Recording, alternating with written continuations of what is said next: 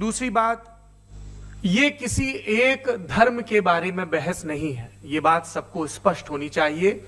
किसी धर्म को महान बताने या किसी धर्म को कमतर बताने की ये बहस नहीं है। तो यदि कोई इस उम्मीद से देख रहा है या यहां आया है, तो मैं आपको आश्वस्त करना चाहता हूं कि आपको नाउम्मीदी हाथ लगेगी। इस बहस में बहुत ज्यादा धार्मिक प्रतीकों के इस्तेमाल को लेकर भी ये दोनों लोग जो अभी आपको गंभीर दिख रहे हैं, भले लोग हैं, कल शाम को चाय पर मिले थे, बहुत हंसी मजाक भी इनके बीच हुआ था और गलबैयां डालते हुए एक तस्वीर भी हुई थी। ये इस बात का प्रमाण है कि इंटरनेट पर जो हल्ला मचा हुआ है उसके मुकाबले ये दोनों लोग बहुत ही अच्छे शांत ढंग से बहस के लिए राजी हो गए हैं। ट्विटर की बातें ट्विटर तक सीमित, एलन मस्क आजकल उसको एक्स कहते हैं। और अब इस बहस की शुरुआत, मैं इन विद्वानों का, हालांकि इनको परिचय की जरूरत नहीं है, पर हो सकता है, हमें पत्रकारिता में सिखाया जाता है कि नेवर अज्यूम, विज्ञान भी यही कहता है। मुफ्ती शमाइल नदवी साहब इस्लामिक विद्वान, शिक्षाविद हैं, कोलकाता के वाहियान फाउंडेशन के संस्थापक हैं, लखनऊ की प्रतिष्ठित दारुल उलूम नदवतुल उलमा से ग्रेजुएशन किया है, सोशल मीडिया और सार्वजनिक मंचों पर अध्यापन और बौद्धिक कामों में सक्रिय हैं और इस समय इंटरनेशनल इस्लामिक यूनिवर्सिटी मलेशिया से पीएचडी कर रहे हैं। अच्छी बात यह है कि पढ़ाई के साथ साथ ट्रैवल ब्लॉग भी बनाते हैं। पेट्रोनास टावर के सामने का ब्लॉग हमने देखा। हमारे साथ जावेद अख्तर साहब हैं। जावेद अख्तर साहब कवि हैं, शायर हैं, गद्य भी लिखते हैं, फिल्मों के लिए संवाद लिखे हैं, गीत लिखे हैं। इससे इतर ये वैज्ञानिक सोच को लेकर या अपने डिक्लेयर्ड एथिज्म को लेकर भी मुखर रहते हैं और अपने तहीं रैशनैलिटी की बात करते हैं। देवियों और सज्जनों, डज गॉड एग्जिस्ट? इस सवाल का जवाब सब अपने अपने तहीं खोजने की कोशिश कर रहे हैं। कोई इसको गॉड डैम पार्टिकल की खोज बताता है, कोई गॉड पार्टिकल की खोज बताता है, कोई हिग्स बोसान की खोज बताता है, कोई ये सवाल जवाब तलाशने की कोशिश करता है कि मास एग्जिस्टेंस में आखिर आया कैसे, हुआ क्या था, सृष्टि के पहले, समय के पहले क्या था। और कोई ये कहता है कि ये सारी खोजें जिस मस्तिष्क में हो रही हैं प्रकृति के क्रम में, वो कैसे विकसित हुआ। मैं उम्मीद करता हूं कि हम आज इन बुनियादी सवालों के कुछ जवाब हासिल करने में कामयाब हूं। मैं सबसे पहले मंच पर आमंत्रित कर रहा हूं मुफ्ती शमाइल नदवी साहब को। आइए सर जी।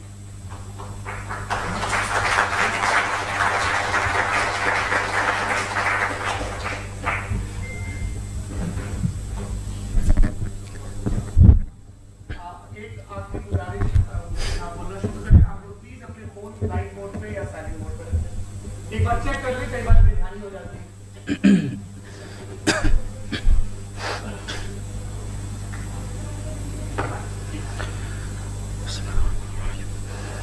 तमाम तारीफें उस क्रिएटर के लिए जिसने इस यूनिवर्स को एक मकसद के तहत पैदा किया है।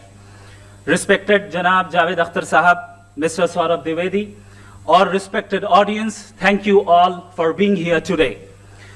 आज की डिबेट में चूंकि हम बात करने वाले हैं डज गॉड एग्जिस्ट के टॉपिक पर, तो ये एक ऐसा टॉपिक है जिसके मुताल्लिक कोई भी डिसीजन लेने के लिए अलग अलग स्टैंडर्ड्स हो सकते हैं। लिहाजा डिबेट के शुरू में यह जरूरी है कि हम ये जान लें कि आज के इस टॉपिक में कौन सा स्टैंडर्ड सही होगा और कौन सा गलत होगा। सबसे पहला स्टैंडर्ड जिसे मैं समझता हूं कि हमारे रिस्पेक्टेड जनाब जावेद अख्तर साहब बड़ी तेजी के साथ उसकी तरफ लपकेंगे, वो है साइंस।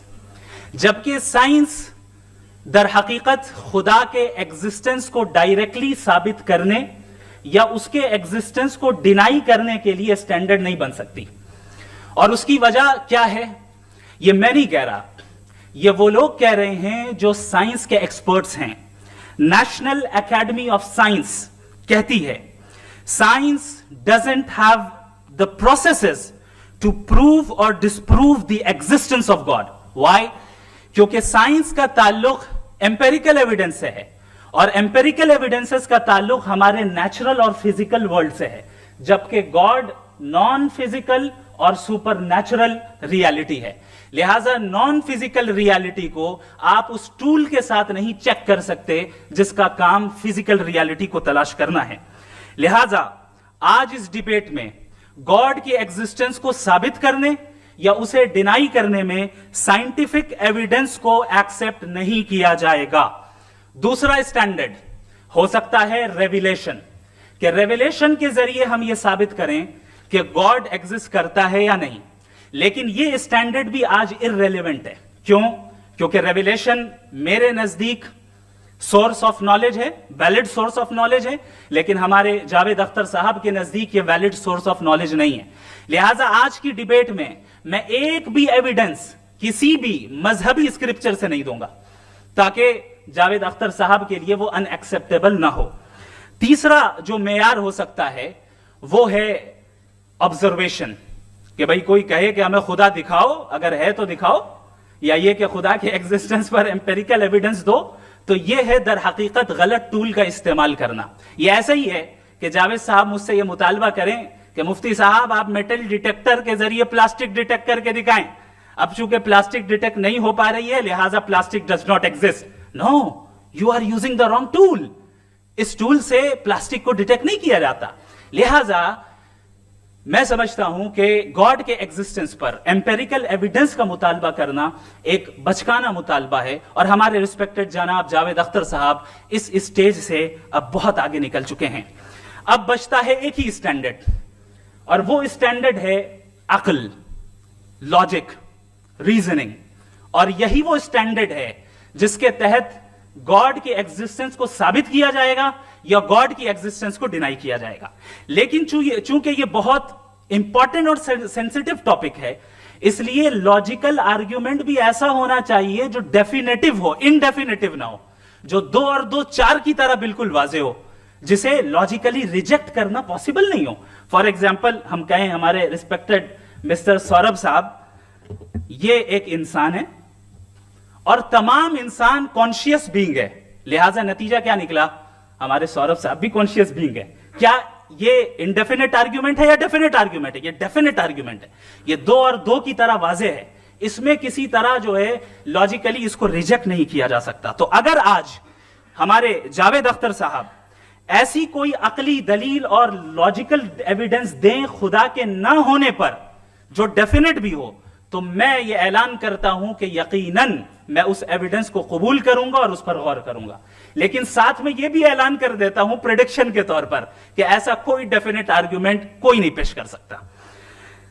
दलील हम देंगे और डेफिनेटिव दलील देंगे, लॉजिकल दलील देंगे, ऐसी दलील देंगे जो एंटायर एथिस्टिक वर्ल्ड उसे रेफ्यूट नहीं कर सकती। चलें अब हम एक एग्जाम्पल सोचते हैं, एक सिनेरियो, सिंपल सिनेरियो। तमाम ऑडियंस से गुजारिश है, हम और आप एक आइसोलेटेड आइलैंड पर हैं, ऐसा आइलैंड जहां पे हमसे पहले कोई कभी नहीं गया। चलते चलते आपके सामने अचानक आपने देखा एक पिंक कलर की बॉल पड़ी हुई है। सबसे पहला सवाल आपके जहन में क्या आएगा कि ये बॉल यहां क्यों आई, कैसे आई, ये पिंक कलर की ही क्यों है? कोई और कलर भी हो सकता था। ये इसी शेप में क्यों है? कोई और शेप भी हो सकता था। नेचुरली आप इस तरफ पहुंचेंगे कि कोई ना कोई है जिसने इन स्पेसिफिक प्रॉपर्टीज के साथ इस बॉल को बनाया है और यहां पे रखा है। चूंकि आप जानते हैं कि ये जो बॉल है इसका एग्जिस्ट करना जरूरी नहीं है। ये एग्जिस्ट कर भी सकती थी, नहीं भी कर सकती थी, और एग्जिस्ट करना ही था तो किसी और फॉर्म में करती, किसी और कलर में करती। अब आप इस बॉल को एक्सपैंड करते चले जाएं, एक्सपैंड करते चले जाएं, एक्सपैंड करते चले जाएं, यहां तक कि ये बॉल यूनिवर्स के साइज की हो जाए। बताइए कि क्या साइज के बढ़ जाने से सवाल बदल जाएगा? हरगिज नहीं बदलेगा। अभी भी सवाल रहेगा, ये यूनिवर्स कहां से आया, इन स्पेसिफिक प्रॉपर्टीज के साथ कहां से आया, क्यों आया, किसने बनाया? ये सवाल उस वक्त भी वैलिड रहेगा।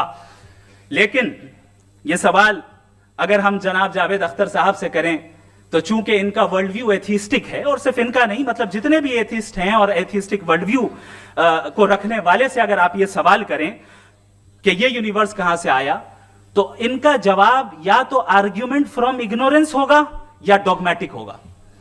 या तो ये कहेंगे कि मुझे नहीं पता कि ये कहां से आया, लिहाजा गॉड डज नॉट एग्जिस्ट, ये आर्ग्यूमेंट फ्रॉम इग्नोरेंस है। या ये कहेंगे कि ये यूनिवर्स खुद ब खुद बन गया, इसका मतलब ये है कि उस बॉल को भी खुद ब खुद बन जाना चाहिए। लेकिन बॉल के ताल्लुक से ये एक्सप्लेनेशन एक्सेप्ट नहीं की जाएगी कि खुद ब खुद बन गई, लेकिन यूनिवर्स के ताल्लुक से कर दिया जाएगा। इसे हम दूसरे अल्फाज में डॉगमा भी कह सकते हैं। दूसरी चीज, हमारे जावेद अख्तर साहब जरूर गॉड ऑफ गैप्स की मिसाल भी जरूर देंगे और मिसाल देंगे कि पहले जमाने में बिजलियां कड़कती थी तो लोगों ने किसी एक खुदा की तरफ और बारिश होती थी तो दूसरे खुदा की तरफ मंसूब कर दिया, उनके पास दलील नहीं थी। यह हमारा वर्ल्ड व्यू है ही नहीं, यह हमारा वर्ल्ड व्यू है ही नहीं, क्योंकि नेचुरल फेनोमेना के प्रोसेस की इंटरप्रिटेशन को जान लेने से यह कहां से साबित हो गया कि गॉड एग्जिस्ट नहीं करता है। इस पर मैं इंशाल्लाह अभी आगे बात करूंगा। आप हजरात ये भी देखेंगे और मैं ये एक्सपेक्ट करता हूं कि हमारे रिस्पेक्टेड जनाब जावेद अख्तर साहब जरूर इमोशनल आर्ग्यूमेंट्स भी देंगे, जो कि एक लॉजिकल फेलेसी है जब बात आती है ट्रुथ को डिसाइड करने में। क्यों? मिसाल के तौर पर वो कहेंगे कि अगर गॉड है तो इविल क्यों एग्जिस्ट करता है, जबकि मैं कहता हूं इविल का एग्जिस्ट करना गॉड के एग्जिस्ट करने की दलील है, उसके खिलाफ नहीं है। चूंकि अगर गॉड है तो हम सब उसके सामने अकाउंटेबल हैं, और अगर हम अकाउंटेबल हैं तो अकाउंटेबिलिटी के लिए इविल का मौजूद होना जरूरी है, उसके बगैर हम अकाउंटेबल नहीं हो सकते। और अगर हम अकाउंटेबल नहीं हैं तो हम जनाब जावेद अख्तर साहब से पूछेंगे कि आप बताएं कि फिर सफरिंग इस दुनिया में क्यों है? अगर खुदा नहीं है तो सफरिंग क्यों है? और उन लोगों के जज्बे का क्या जिनके अंदर सफरिंग के बाद इंतकाम लेने का जज्बा पाया जाता है और वो इस दुनिया से ऐसे ही चले गए, क्या उनकी सारी तकलीफें बेकार चली जाएंगी? अब आ जाएं उसी एग्जाम्पल की तरफ कि बॉल, मुझसे अगर कोई पूछे इस बॉल को किसने बनाया और या इस एक्सपेंडेड बॉल को किसने बनाया, मैं कहूंगा कि चूंकि ये यूनिवर्स और इस यूनिवर्स की तमाम चीजें कॉन्टिंजेंट हैं। कॉन्टिंजेंट होने का मतलब ये होता है कि जो अपने एग्जिस्टेंस पे किसी के ऊपर डिपेंड करती हो, तो जाहिर है ये यूनिवर्स कॉन्टिंजेंट है। और अगर कोई चीज कॉन्टिंजेंट नहीं है तो मैं रिक्वेस्ट करूंगा कि मुझे दिखा दें कि कौन सी चीज यूनिवर्स में कॉन्टिंजेंट नहीं है, हम भी जरा गौर कर लें और हम भी देख लें। और जब कॉन्टिंजेंट चीजें मौजूद हैं तो फिलोसोफर्स की इस्तिलाह के मुताबिक, हम उस टर्मिनोलॉजी के मुताबिक हम उस जगह तक पहुंचते हैं और उस हस्ती तक पहुंचते हैं जिसे नेसेसरी बीइंग कहा जाता है, कि ये वो नेसेसरी बीइंग है जिसका मौजूद ना होना नामुमकिन हो। क्योंकि अगर ये मौजूद ना हो तो सारी चीजें एग्जिस्टेंस में आएंगी ही नहीं, और ये सारी कॉन्टिंजेंट चीजें उसी के ऊपर डिपेंड करती हैं। अब अगर आप ये सवाल करते हैं कि फिर उस हस्ती को किसने बनाया, फिर उसका कॉज क्या है, फिर उसका कॉज क्या है, फिर उसका कॉज क्या है, और एंडलेसली चले जाएं, इसे हम कहते हैं इन्फिनिट रिग्रेस ऑफ कॉजेस, जो कि लॉजिकल फेलेसी है। कॉन्सेप्चुअली इंफिनिटी पॉसिबल है। मिसाल के तौर पे न्यूमेरिकल्स 1 2 3 गिनते चले जाएं, इन्फिनिट नंबर्स है। मैं कॉन्सेप्चुअली बात नहीं कर रहा, प्रैक्टिकली रियलिटी में साबित करके दिखाएं कि infinite regress of causes possible है या नहीं। अगर पॉसिबल है तो हम मान लेंगे, मिसाल दे दें, और पॉसिबल नहीं है तो एक ही ऑप्शन बचता है जिसे हम कहते हैं नेसेसरी बीइंग। ऐसी नेसेसरी बीइंग जो इंडिपेंडेंट है, क्योंकि अगर वो डिपेंडेंट हुई तो वो नेसेसरी नहीं रहेगी। ऐसी इंडिपेंडेंट बीइंग जो इटर्नल है, अगर वो इटर्नल नहीं होगी, उसकी बिगिनिंग होगी तो वो खुद कॉन्टिंजेंट है। ऐसी बीइंग जो पावरफुल है, क्योंकि कॉन्टिंजेंट को एक्चुअलाइज करने के लिए पावर चाहिए। ऐसी बीइंग जो इंटेलिजेंट है और नॉलेजेबल है, क्योंकि ये यूनिवर्स स्पेसिफिक फॉर्म और स्पेसिफिक लॉज ऑफ नेचर के तहत प्रिसाइजली चल रहा है। Thank you. थैंक यू मुफ्ती साहब। मैं इन दलीलों के बाद जावेद अख्तर साहब से गुजारिश करूंगा, आप बैठ के बोलना चाहेंगे वहां? जी।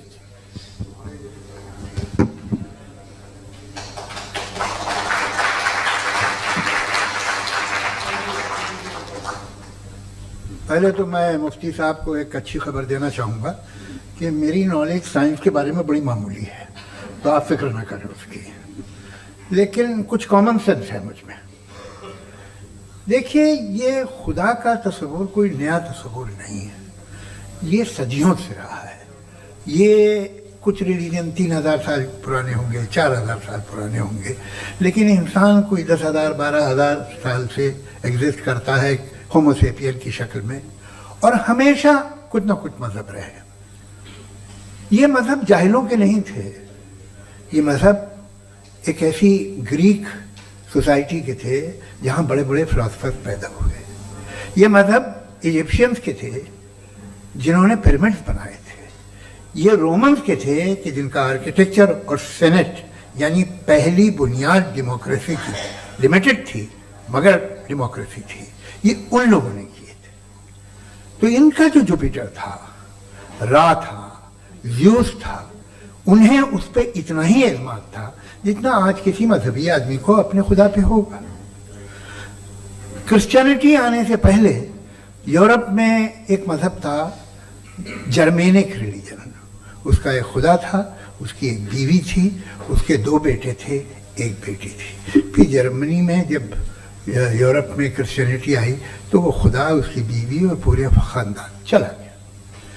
तो हमने, अगर हम हिस्ट्री देखें तो खुदा जो है वो ज़्यादातर फ़नी है, वो हमेशा रहे नहीं। और वो जो लोग इन्हें मानते थे उनको आप कहें वो तो जाहिल थे, उन्हें तो कुछ पता ही नहीं था। ऐसा नहीं है, वो अपने वक्त में बड़े काबिल लोग थे और अपने वक्त में उन्होंने बड़े बड़े काम किए हैं, फिलोसफर्स थे, साइंटिस्ट थे। लेकिन उनका मजहब कहाँ गया, उनके खुदा कहाँ गए? आज जो खुदा हैं दुनिया में लोग उन्हें मानते हैं। आपको क्या मालूम कि कितने बरसों के बाद क्या होने वाला है? हम यूरोप में देखते हैं तो चर्च खाली हैं। तो वक्त के साथ चीज़ें बदलती हैं। जहाँ तक इसका ताल्लुक है मजहबों का, हर मजहब आपसे एक चीज मांगता है, फेथ। ये फेथ क्या चीज होती है? What is the difference between faith and belief? ये तो बहुत ही अहमकाना बात होगी कि कोई आदमी कहे साहब अगर खुदा है तो मुझे दिखाइए। ये तो जाहिलाना बात हुई। मैंने तो नॉर्थ पोल नहीं देखा है, मगर मैं मानता हूं कि नॉर्थ पोल है। मैं क्यों मानता हूं? इसलिए कि अगर ये दुनिया राउंड है तो उसका कोई टॉप होगा। कुछ लोग हैं जो वहां गए भी हैं, कॉमन सेंस कहता है कि ऐसा होगा, सबूत है, गवाह है, रीजन है। तो ये मेरा फेथ नहीं है। तो फेथ में और बिलीफ में डिफरेंस क्या है? जो मजहब मानता है, हर मजहब फेथ मानता है। फेथ का मतलब ये है कि ना कोई गवाह हो, ना कोई सबूत हो, ना कोई रैशनल हो, ना कोई लॉजिक हो, ना कोई प्रूफ हो, मगर तुम एक बात को मानो। ये है फेथ। वरना बिलीफ होता। अगर इसमें कुछ भी सबूत होते, गवाह होते, तो फिर इसे आप बिलीफ कहते। जैसे मेरा बिलीफ है कि नॉर्थ पोल है, मेरा फेथ थोड़ी है। फेथ इन तमाम शर्तों को रद्द करता है। तो फिर स्टुपिडिटी क्या है? अगर मैं एक बात ऐसी मानूं जिसकी ना कोई लॉजिक है, ना कोई रैशनल है, ना कोई प्रूफ है, ना कोई गवाह है, ना कोई सबूत है, और मैं उसे मानूं, तो ये स्टुपिडिटी हुई। इसे ही भाई कल को मैं यकीन कर लूं कि एलोन मस्क जो है मेरा भाई है, तो मुझे इंतहाई खुशी होगी, सुकून भी बहुत मिलेगा मुझे। लेकिन और कहे भाई क्यों मानते हो, क्या सबूत है भाई, वो तो अमेरिकन है और तुम तो इंडियन हो, वो तो नस्ल लगे, तुम्हें कभी मिले भी नहीं। साहब देखिए मेरा फेथ है, इस पे बात न किया। फेथ का मतलब ही यह है कि आप प्रूव नहीं कर सकते। अगर आप प्रूव कर सकते हो तो फेथ की जरूरत ही नहीं, फिर तो आप बात करेंगे, आप कितनी बहस कर लीजिए। अल्टीमेटली दुनिया का हर मजहब फेथ पे टिका है, और फेथ का मतलब है एक ऐसा यकीन जिसका कोई सबूत, कोई गवाह, कोई रैशनल नहीं।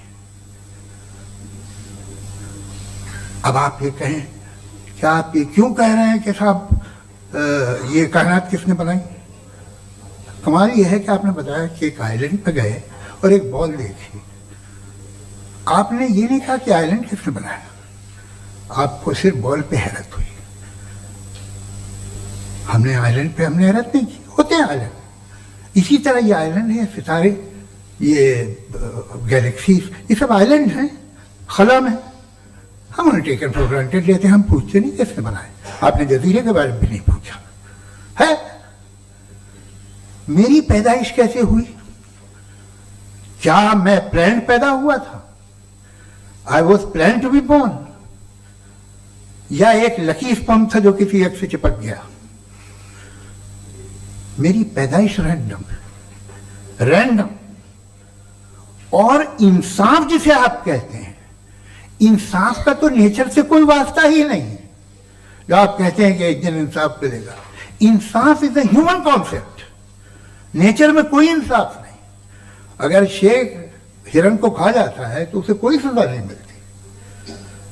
अगर एक आंधी आती है और हरे भरे पेड़ों को उखाड़ के फेंक देती है तो आंधियों की जेल नहीं होती है। नेचर में इंसाफ नहीं, इसलिए मुझे नेचर को इंसाफ की जरूरत भी नहीं। नेचर तमाम एक है।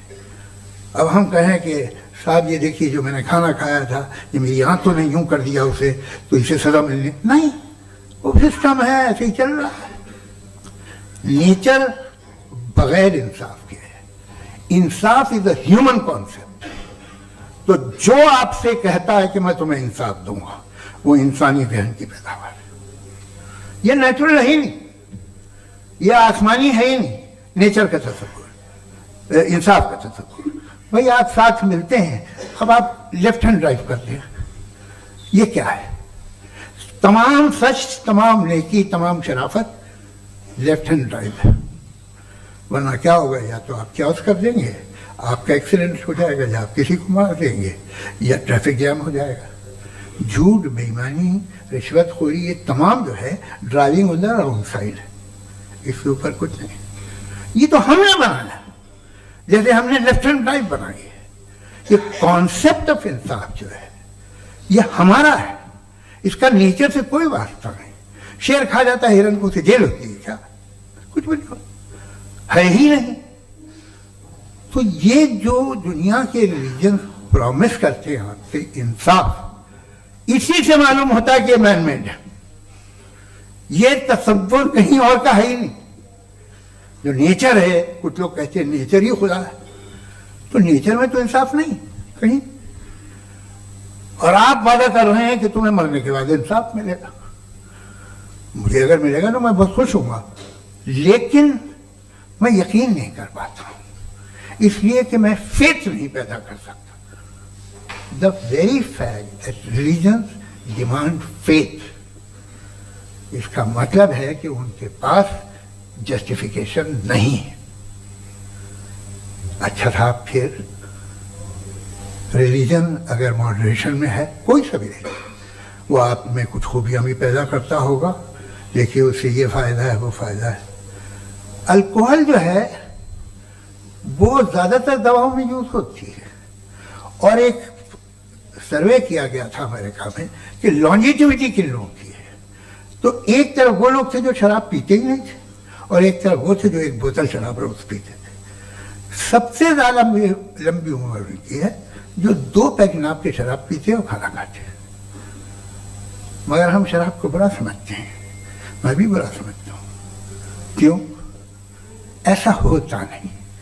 कुछ चीजों में आदत होती है जो बढ़ती है। आज तक में एक आदमी दूध पीता है, आप 10 साल बाद भी मिलेंगे तो एक ही गिलास पीता होगा। ऐसा नहीं होता सुबह से दूध पीता रहता है। मिल्कोहलिक मैंने नहीं देखे, अल्कोहलिक होते हैं। ये टेंडेंसी है मजहब की कि वो बढ़ता है, जैसे कैंसर बढ़ता है, जैसे शराब बढ़ती है। कुछ लोग होंगे जो उसे सही तरह से यूज करते हैं। मुझे यकीन है कि हमारे मुफ्ती साहब भी उनमें से एक, इनसे बहुत खुशी हुई मुझे इनसे मिलकर। लेकिन कितने लोग हैं कि आज आप देखते हैं दुनिया में जो तबाहियां हैं, इनमें कितना हाथ है उन लोगों का जो बिलीवर कहते थे मजहब ये नहीं कहता, ना कहता होगा, मगर जब ये मजहब पीते हैं तो ऐसे बिहेव करते हैं। थोड़ा सा अगर हो तो शायद बहुत अच्छी बात, लेकिन शराब थोड़ी सी नहीं रहती, उसमें टेंडेंसी है पहले। थोड़ा सा अगर 2-3 कैंसर के सेल हो ना बॉडी में तो आदमी सिम रहेगा, लेकिन वो 2-3 सेल नहीं रहते, वो मल्टीप्लाई होते हैं। जावेद साहब, टाइम पूरा हो गया। टाइम हो गया तो बस बात खत्म हो गई। अच्छा, मुझे कुछ और कहने को था भी नहीं। जी, मैं पहले जवाबी दौर के लिए इनवाइट कर रहा हूं मुफ्ती साहब को। Your rebuttal round 1, you have 7 minutes.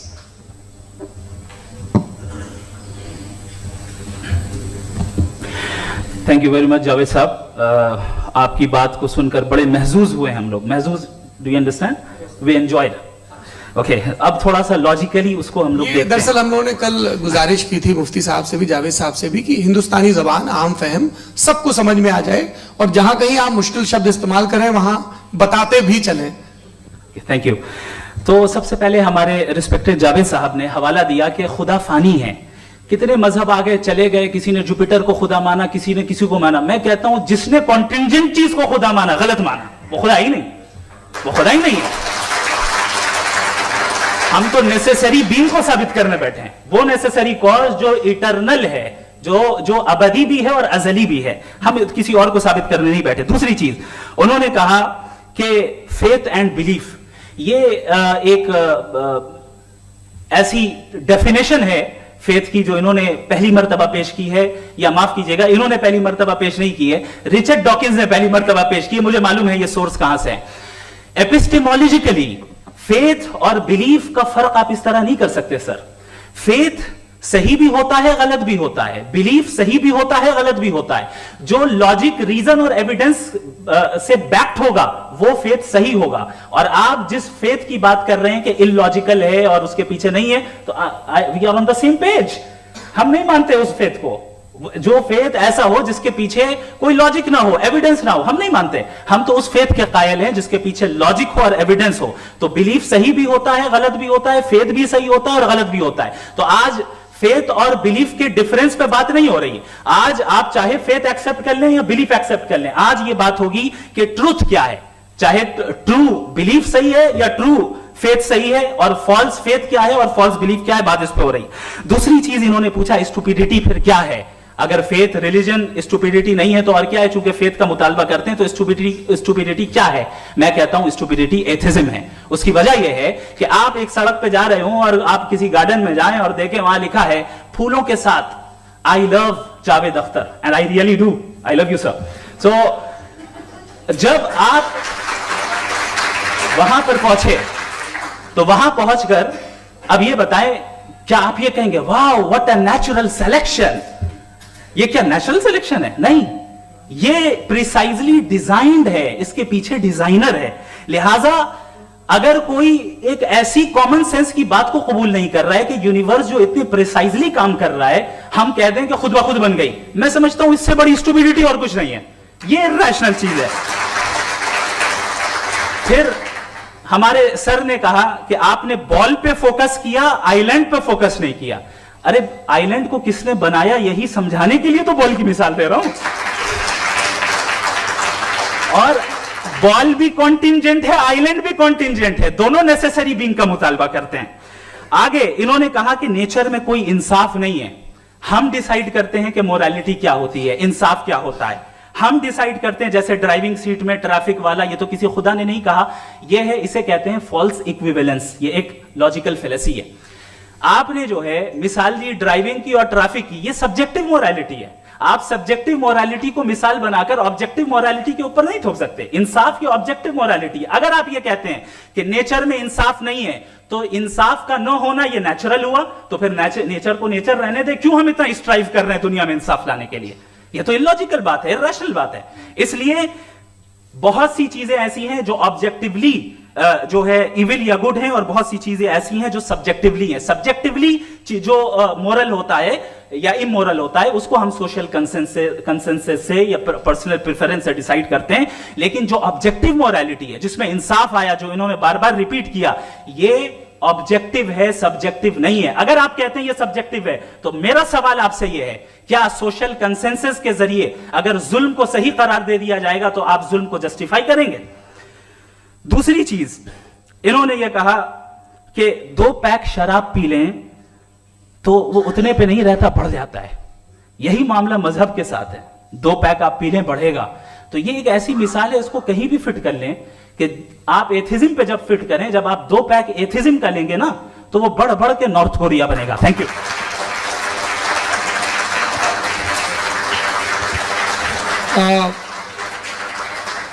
First round की रिबटल के लिए मैं जावेद साहब को इनवाइट कर रहा हूं। आपके पास 7 मिनट का वक्त है, रीसेट कर दीजिएगा प्लीज। मुझे इस बात की खुशी है कि मुफ्ती साहब ने भी मान लिया कि नेचर में कोई इंसाफ नहीं है। तो कोई भी चीज़ जो इंसान ने नहीं बनाई है उसमें इंसाफ नहीं होता है। एक बात मैं आपसे अर्ज करूँ, जरा पता लगा लीजिएगा, ये जो आप बाग में जाते हैं बेहद खूबसूरत फूल देखते हैं ना, इनमें से कोई नेचुरल नहीं है। ये सारे फूल क्रॉस करके बनाए गए हैं। जो जंगल में फूल होते हैं नहायत मामूली होते हैं। ये फूल इंसानों ने बनाए हैं। जो आप बाग में देख के वाह वाह कहते हैं, ये इंसानों के बनाए हुए हैं। डिफरेंट फूलों को क्रॉस करके, डेवलप करके, फिर क्रॉस करके इस तरह से बनाए गए। नेचुरल फ्लावर नहीं। किसी जंगल वीरान में जाके आप गुलाब के फूल नहीं देखेंगे। ये सब बनाए हुए इंसान ने, बहुत से काम इंसान ने किए हैं। बाकी है कि आपने मेरी एक बात का जवाब नहीं दिया, जिससे मुझे शिकायत है कि फेथ क्या है और आप फेथ मांगते क्यों हैं मुझसे? आप तो लॉजिकल हैं, आपके पास तो सारे रैशनल हैं, आपके पास सारे सबूत हैं, तो आपको फेथ की डिमांड क्यों करते हैं कि भाई तुम सरेंडर कर दो और सवाल मत करो? कोई मजहब सारे सवाल करने की इजाजत नहीं देता है और मना करता है कि दादा सवाल ना करो, बह जाओगे तुम। आप क्यों रोकते हैं? हकीकत यह है कि इंसानी तारीख क्या है। इंसानी तारीख यह है कि दुनिया में दो तरह के लोग हुए हैं। एक वो जिन्होंने अपनी लाइल्मी की परस्तिश की है, दूसरे वो जिन्होंने अपनी इग्नोरेंस या लाइल्मी से झगड़ा किया है और मालूम किया है कि क्या है। ये जो आप कह रहे हैं, आज आप हैरान हैं कि भाई ये यूनिवर्स कैसे बनी। लोग हैरान थे कि सूरज डूबता है तो इधर से कैसे निकलता है। और आप एक कदम जाके हमेशा का मानने को तैयार है, एक कदम पीछे ही मान जाइए। भाई आप इसके बाद जाते हो, कहते सवाल ना करना कि ये कहां से आया, ये पावर तो हमेशा से हमेशा रहेगी। तो आप यूनिवर्स के बारे में मानने में क्या तकलीफ है? एक कदम पहले रुक जाइए। ये हमेशा से थी या नहीं थी हमें मालूम नहीं है। और ये कहना कि हमें मालूम नहीं है, कमाल ये है कि दुनिया के सारे मजहब सब जानते हैं ये दुनिया कैसे बनी थी, कैसे मिटेगी, मरने के बाद क्या होगा, इनको सब इल्म है। इनको किसी को डायनासोर होते थे पहले ये नहीं पता था, किसी को नहीं पता। किसी भी दुनिया की मजहबी किताब में डायनासोर का जिक्र नहीं है। लेकिन बाकी सब बातें, how to make universe in 4 easy lessons and बाकी सब पता है। जिसको सब पता है वो गड़बड़ है। हम में ये इंकिसार, ये ह्यूमिलिटी होनी चाहिए कि हम ये कहें कि हमें ये बहुत सारी बातें नहीं मालूम, लेकिन हम उनकी परस्तिश ना करें, अपनी लाइल्मी को की परस्तिश ना करें, हम उसे पता लगाने की कोशिश करें। जिस दुनिया में आप बैठे हैं सर, ये हॉल जो है, ये इलेक्ट्रिसिटी जो है, ये माइक जो है, जिस हवाई जहाज से आप आए थे, वो जिस कार से आप यहाँ आए हैं, ये सब उन लोगों की बनाई हुई है जिन्होंने सवाल किए थे। ये दुनिया जिसमें आप आज आराम से हैं, ये उन लोगों की बनाई है कि जिन्होंने सवाल किए थे। और हर स्टेज पे इन सवालों को मकरूह कहा गया था, गलत कहा गया था। आप जरा तारीख पढ़िए, बड़ी दिलचस्प किताब है बर्ट्रैंड रसेल की, जिसमें उसने रिलीजन एंड साइंस कि कब से रिलीजन जो है साइंस के अगेंस्ट है। और हद तो यह है कि भाप के इंजन के खिलाफ थे, स्टीम इंजन के भी खिलाफ थे, और फतवे हुए उन पे, वेटिकन ने दिए। तो ये हमेशा, अभी जैसे ही ये राइट विंगर आते हैं अमेरिका में पावर में, तो वो जो अपना ये क्या बोलते हैं उसे, सीड क्या बोलते हैं, सीड क्या जो, हाँ नहीं सीड जो होते हैं जिस पे जी, नहीं भाई, वो जो ह्यूमन बॉडी के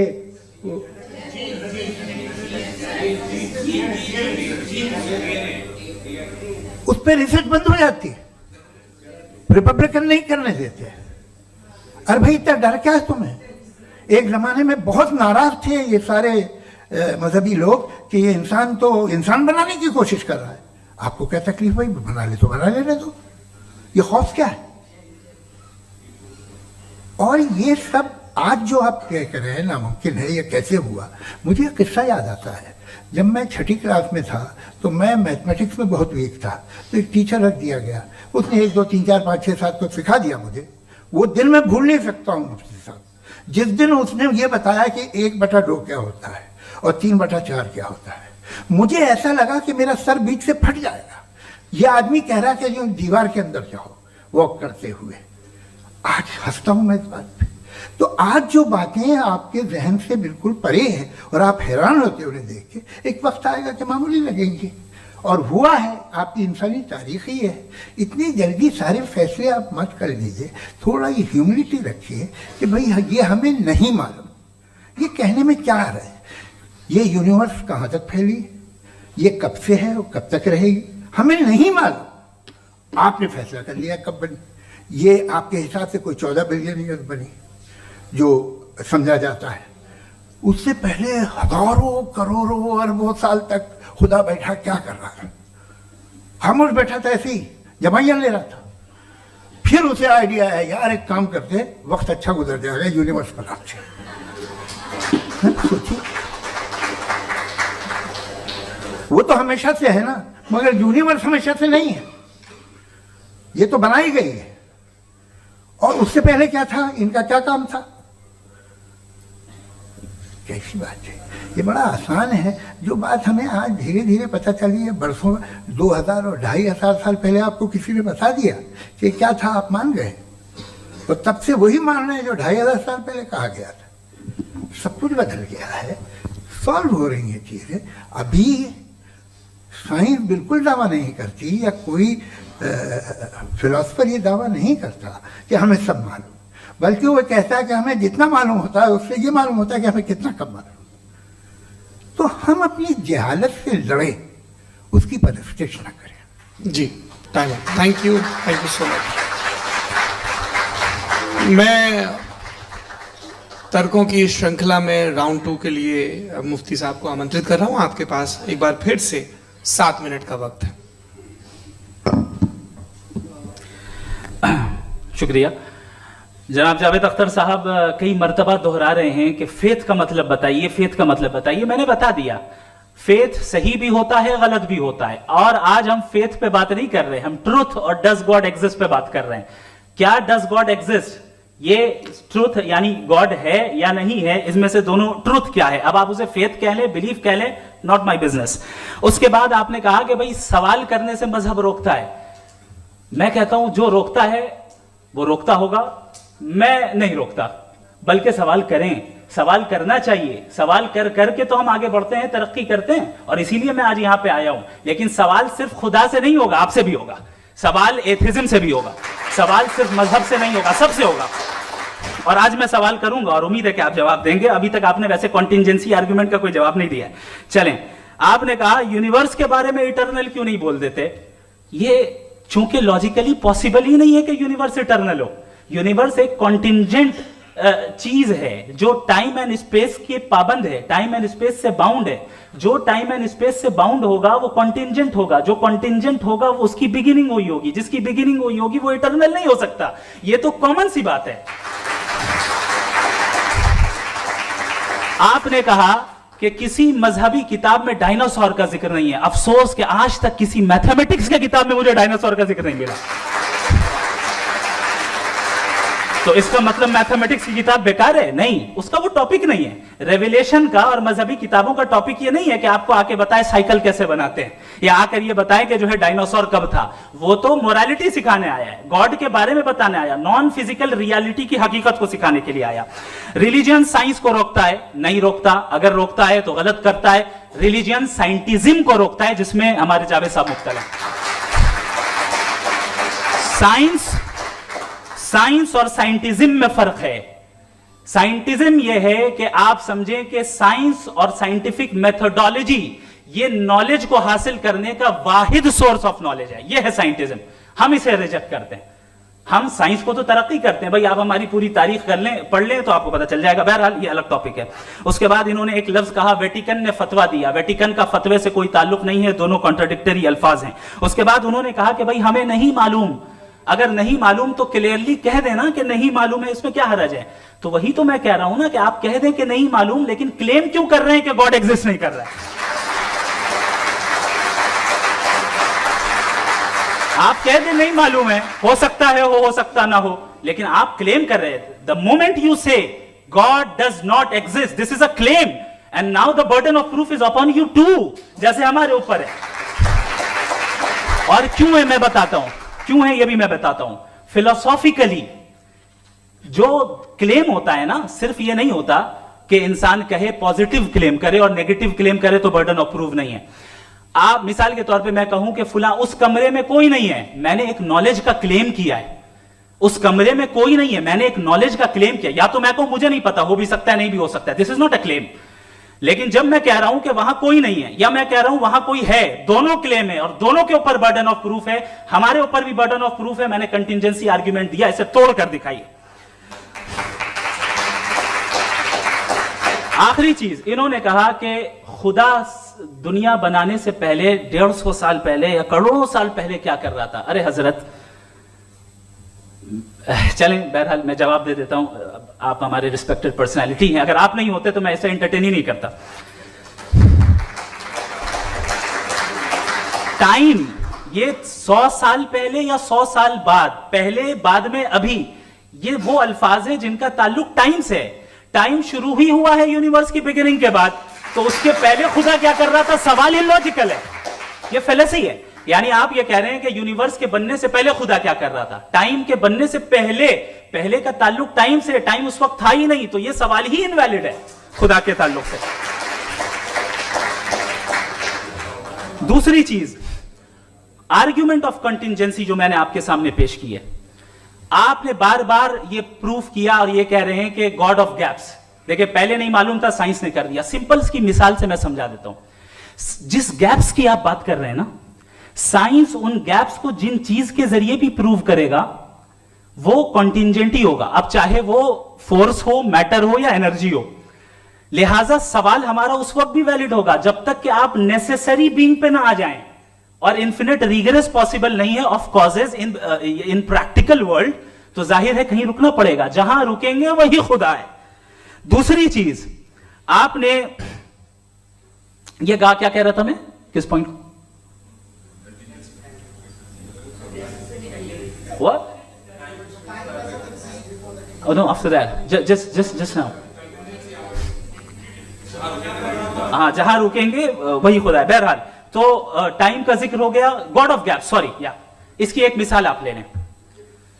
एक कार है, एक साहब ने देखा कि भाई कार जो है उसके व्हील्स कितने अच्छे लगे हुए हैं, सही जगह पे, स्टीयरिंग जो है कितने अच्छे जगह पे लगी हुई है, और सीट्स कितने वेल डिजाइंड है, कितनी प्रिसाइजली ये कार काम कर रही है, तो जरूर कोई ना कोई इसे क्रिएट किया है, किसी ने क्रिएट किया है। अब जावेद साहब आए और कहे, अरे जनाब बोनेट खोलिए, इसमें इंजन है, इंजन इस कार को चला रहा है, hence prove no one has created the car. This is illogical, this is irrational. आपने इंजन के जरिए उस गैप को तो साबित किया, लेकिन क्या उससे कार की जो क्रिएशन है और उसका जो क्रिएटर है ये इम्पॉसिबल हो जाए? ऐसा पॉसिबल है? उसका सवाल खत्म हो जाए, ऐसा पॉसिबल है? नहीं। आपने गैप्स को फिल करके, कॉन्टिंजेंट चीजों से गैप्स को फिल करके हमारे ऑब्जर्वेशन को और ब्रॉड कर दिया। अब हमें और पता चल गया कि ये जो कार है इसका सिस्टम कितना ज्यादा कॉम्प्लेक्स है। पहले कम समझते थे, अब कॉम्प्लेक्सिटी और ज्यादा वाजे हो गई। अब हमें समझ में आ रहा है कि हमारी सर्टेनिटी और बढ़ गई कि जरूर इस कार को किसी ना किसी ने बनाया। यही मामला यूनिवर्स का है। साइंस हमेशा फिजिकल वर्ल्ड की चीजों को ही फिल करती जाएगी और फिजिकल चीजों से ही करती जाएगी, चूंकि एम्पेरिकल एविडेंस का ताल्लुक फिजिकल वर्ल्ड से है। आप साइंस के जरिए मेटाफिजिकल रियलिटी को कभी साबित नहीं कर सकते। ये रॉन्ग टूल का इस्तेमाल करना है। ये वही काम है कि आप मेटल डिटेक्टर से प्लास्टिक डिटेक्टर करने चलें, जो कि जाहिर है सही नहीं है। Thank you.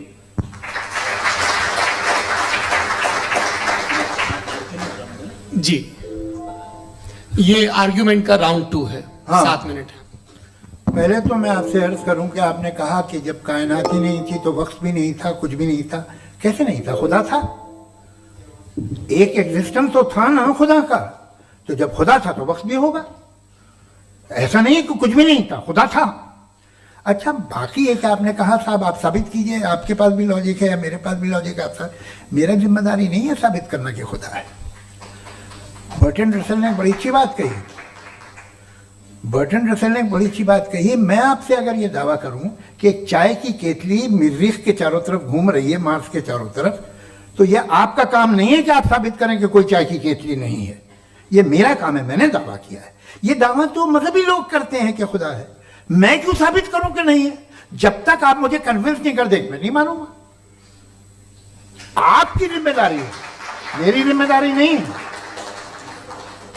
दोयम ये कि ये जो आप कह रहे हैं, जो गैप्स हैं, ये गैप जब जब किसी मजहब को चैलेंज करते हैं, जब ऐसा कोई बात आती है तो हंगामा हो जाता है कि जब वो चैलेंज करें किसी फेथ को। ये तमाम साइंस जो है इसे मुख्तलिफ जगहों पे मुख्तलिफ वक्तों में मजहब ने रोकने की कोशिश की है। ये किताब है religion and science, Burton Russell की, पढ़िएगा, अच्छी लगेगी आपको। तारीख ही है साइंस मजहब की।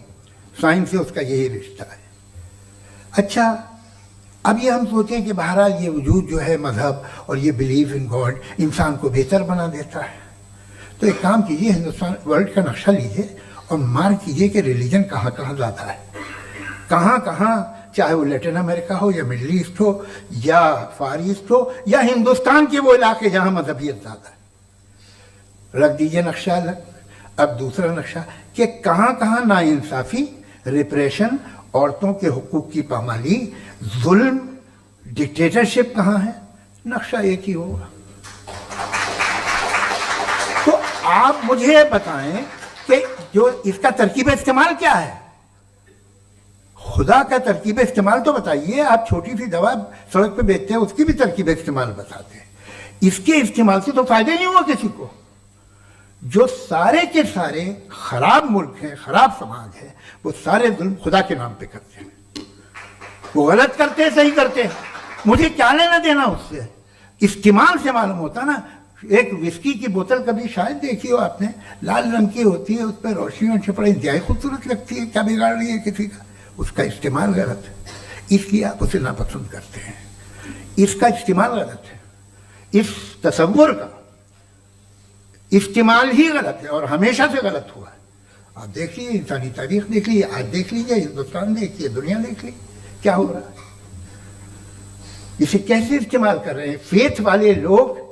क्या फेयर हैं, जस्ट हैं, जो अपने खुदाओं पे यकीन रखते हैं? वो किस तरह के लोग? वो लोगों को इंसाफ देते हैं, वो बेहतर इंसान बने। तो इस दवा का फायदा क्या है? चलो बहुत फायदा हो रहा तो मैं इस्तेमाल कर लूंगा, मैं मुझे तो इस दवा का कोई फायदा दिखता ही नहीं।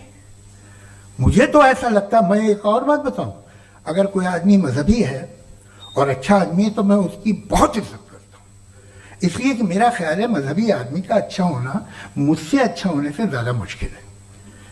भाई हर चीज़ की एक लिमिट है। आप इतना भाग सकते हैं, इतना नहीं भाग सकते, इतना वजन उठा सकते, इतना नहीं उठा सकते, इतना दूर देख सकते, इतना दूर नहीं देख सकते। उसी तरह कॉमन सेंस कहता है कि आप में नेकी का भी एक कोटा होगा। अब आप अगर सुबह जाते हैं अपनी इबादत गाह और इबादत करते हैं तो बाहर निकलते हैं तो आप तो यही महसूस करते हैं कि आपने एक बहुत अच्छा काम किया, आपकी नेकी का एक बहुत बड़ा कोटा खर्च हो गया जिससे किसी का कोई फायदा नहीं। मैं तो नहीं जाता हूँ तो मुझे तो किसी को खाना खिलाना पड़ेगा, किसी बेवा की मदद करनी पड़ेगी। मैं अपना कोटा कैसे कंज्यूम करूं? आप अपना कोटा, सारे मजहबी लोग इंतहाई यूजलेस कामों में यूज करते हैं। उसके बाद भी अगर आप में बच्ची है थोड़ी सी शराफत, तो भाई वाह, क्या बात है।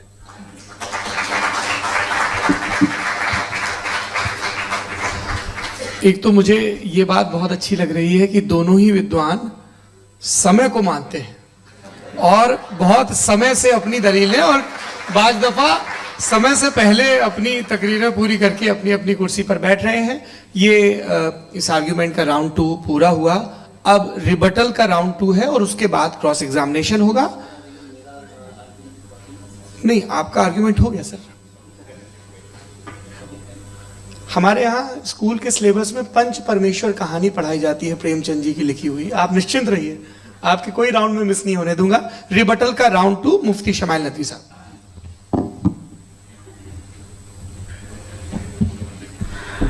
असल में जो हकीकी प्रॉब्लम है, असल प्रॉब्लम है, वो ये है कि जावेद साहब के पास कॉन्सेप्ट ऑफ गॉड क्लियर नहीं है। इन्होंने कहा कि कायनात से पहले खुदा तो था, तब भी तो टाइम होगा। ये टाइम कायनात का हिस्सा है।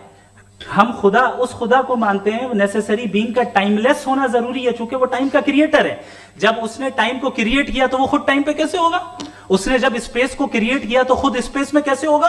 अगर वो टाइम एंड स्पेस को पहले से ही उसका पाबंद है तो फिर किस चीज को उसने क्रिएट किया? लिहाजा ये सवाल गलत है कि खुदा था तो टाइम होगा। बिल्कुल नहीं, टाइम के पाबंद हम हैं, खुदा नहीं है। हम फिजिकल वर्ल्ड से ताल्लुक रखते हैं, वो मेटाफिजिकल रियलिटी है। दूसरी चीज इन्होंने मिसाल दी कि चाय की केतली हवा में घूम रही होगी, और पता नहीं शायद वो बर्टन रसल का उन्होंने हवाला दिया। बहरहाल यही प्रॉब्लम है। प्रॉब्लम यही है कि हम चीजों के दरमियान डिफरेंशिएट नहीं कर पाते। ये जो आपने मिसाल दी ये इमेजिनेशन है, और मैं जो साबित कर रहा हूं वो लॉजिकल नेसेसिटी है। आप इमेजिन करना है तो कुछ भी करें, जुपिटर में पिंक एलिफेंट होगा, यूनिकॉर्न होगा, करें। उससे कायनात में क्या फर्क पड़ता है? उससे आप लॉजिकल नेसेसिटी साबित नहीं कर सकते। मैं तो उस प्राइम कॉज की बात कर रहा हूं, उस नेसेसरी बीइंग की बात कर रहा हूं जिसके बगैर इस कायनात का एग्जिस्टेंस मुमकिन नहीं है। दूसरी चीज, मजहब को साइंस चैलेंज करती है वगैरह वगैरह, ये हमारा टॉपिक ही नहीं है। मैं इस पे बात करूंगा तो फिर मेरा वक्त चला जाएगा। मजहब के ऊपर चूंकि हमारी डिस्कशन नहीं है, साइंस को मजहब और बिलखुसूस मैं और हमारा वर्ल्ड व्यू कम से कम साइंस को पीछे नहीं करता है, साइंटिज्म की मजम्मत करता है। इसकी वजाहत मैंने पहले कर दी। दूसरी चीज इन्होंने कहा वर्ल्ड का नक्शा लीजिए, वर्ल्ड मैप लीजिए, दो अलग अलग जगह की। हजरत, मैंने ये होमवर्क किया था और मैंने मिडिल ईस्ट का एक नक्शा लिया और यूरोप का एक नक्शा लिया, ये मजहबी इलाका और ये लिबरल और एथीस्ट इलाका। मुझे पता चला कि सबसे ज्यादा रेप केसेस जो हैं वहां पर है।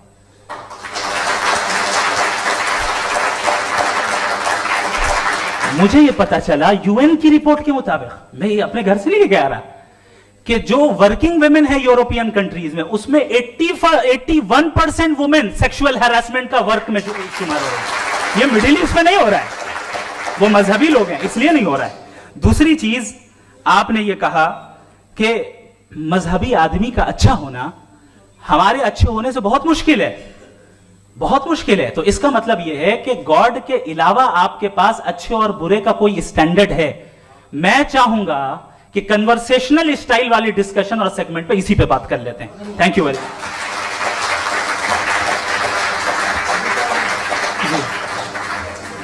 ये रिबटल का राउंड 2 है, आपके पास 5 मिनट का वक्त है और इसके बाद क्रॉस एग्जामिनेशन शुरू करेंगे। आप चाहें तो जो इन्होंने सवाल पूछे उनके जवाब आप रिबटल में भी दे सकते हैं। जी जी, देखिए पहले तो ये बात कि ये मिसाल गलत नहीं है, गलत है। इन्होंने पहले ही हमको डिसार्म कर दिया, कह लिया अक्ल से मामला सॉल्व नहीं हो सकता, लॉजिक से आप पहुंच नहीं सकते। ये एक मेटाफिजिकल चीज़ है। मेटाफिजिकल अजीब सा लफ्ज़ है, ठीक से किसी को माने नहीं मालूम इसके, तो ऐसा लगता है कुछ बड़ी चीज़ है। अरे भाई क्या होता है मेटाफिजिकल, बताओ, खड़ी हो। ये एक लफ्ज़ है जो कहीं भी इस्तेमाल हो जाता है। जब आप एक बात कर रहे हैं और आप मुझसे बहस कर रहे हैं तो मुझे मेटाफिजिकल मत बताइए, आप लॉजिकली मुझे प्रूफ किए। और अगर लॉजिकली आप नहीं बात करते साहब ये मेटाफिजिकल है, तो फिर हम आप बात क्या कर रहे हैं? मेरा आपका किस जबान में कॉन्वर्सेशन होगा? और ये कहना कि वक्त पहले नहीं था, तो फिर क्यों कहते हैं ये हमेशा से और हमेशा रहेगा? हमेशा वक्त है, तो आप कैसे कहते हैं वो हमेशा से है और हमेशा रहेगा? हमेशा का मतलब है कोई वक्त, अगर वक्त ही नहीं है तो हमेशा कैसे? बाहर वो रहेगा। अब मैं ये देखता हूं, आपने कहा ना कि वहां रेप ज्यादा होते हैं, तो हम एक बात देखते हैं कि दुनिया जिस पे वो कादर मुतलक है, जिसकी मर्जी के बगैर पत्ता भी नहीं हिलता, ओमनीपोटेंट है, ये दुनिया चल कैसे रही है? और इस दुनिया का हाल क्या है? 45,000 बच्चे जो 10 साल की उम्र से कम थे वो गाजा में मरे। भूख से काला हांडी में बच्चे मरते हैं और डिप्थेरिया से मरते हैं।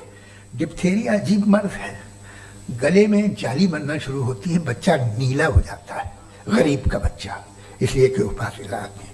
ये कादर मुतलक है जो चाहे कर दे, इससे आप दुआएं मांगते हैं हमारी ये काम कर दे वो कर दे, तो इसका मतलब डे टू डे लाइफ में वो इंटरफेयर करता है और ये देख रहा है वो। अगर वो वाकई भी है फॉर डिस्कशन सेक, तो मैं जब दुनिया देखता हूं तो मेरे दिल में उसके लिए कोई इज्जत नहीं पैदा होती। ये क्या कर रहे हो तुम पूरे ऑल पावरफुल हो, ओमनीपोटेंट हो, ओमनी प्रेजेंट हो। तुम तो वहां गाजा में रहे होगे ना, तुम हर जगह हो। तुम देख रहे थे कि बच्चे की कैसे धज्जियां उड़ रही, तुम देख रहे थे और तुम चाहती हो मैं तुम्हारी परस्तिश करूंगा, तुम हो भी। अरे यार, इसके अच्छे तो हमारे चीफ प्राइम मिनिस्टर हैं, कुछ तो ख्याल करते हैं। कमाल है, आप किसकी इबादत कर रहे हैं? अगर वो है भी, ये दुनिया नाइंसाफी से, जुल्म से, जबर से, तशद्दुद से भरी हुई। और आप ये मत कहिएगा कि वो देख रहा है और वो बताएगा एक दिन। अगर वो देख रहा है और इंटरफेयर नहीं करता तो आप दुआ क्यों मांगते? आप कहते हैं मेरा ये काम करा दे, इसके मतलब है वो दखल दे सकता है, वो आपको नौकरी दिलवा सकता है, भले दूसरे आदमी को ना मिले, मगर आपका काम कर देगा चूंकि आपने दुआ मांगी है। तो जब वो आपको नौकरी दिला सकता है, लड़की की शादी कर सकता है, बेटे को ग्रीन कार्ड दिलवा सकता है, तो कम से कम ये जो मर रहे हैं बच्चे, इनको रोक दे, कुछ तो करे। मुझे तो दुनिया में, इस दुनिया का कोई मालिक है, इसका ओमनीपोटेंट कोई रूलर है, और ये दुनिया ऐसी चल रही है। मैं तो चाहूंगा कि भाई ना हो, अगर हो तो बड़ी शर्मिंदगी की बात है। शुक्रिया।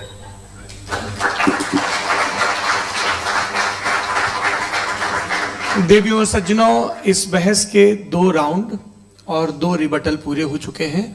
अब सबसे जरूरी और सबसे मुश्किल राउंड शुरू हो रहा है, क्रॉस एग्जामिनेशन का। अब इन विद्वानों की सज्जनता की एक परख भी होगी, और वक्त हमने 16 मिनट का तय किया है। पहला सवाल आप पूछना चाहेंगे? जी बिल्कुल। पहले बोले भी आप माइक ले लीजिएगा हाथ में, ये नीचे से ऑन जी। मैं बोलता हूँ, ये डायस हटा सकते हैं क्या हम थोड़ा क्विकली?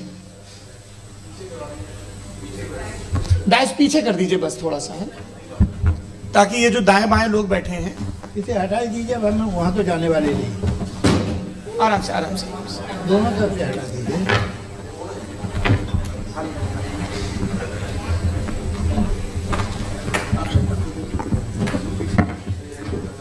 इस बीच आप लोग भी अपने अपने सवाल तैयार कर लें।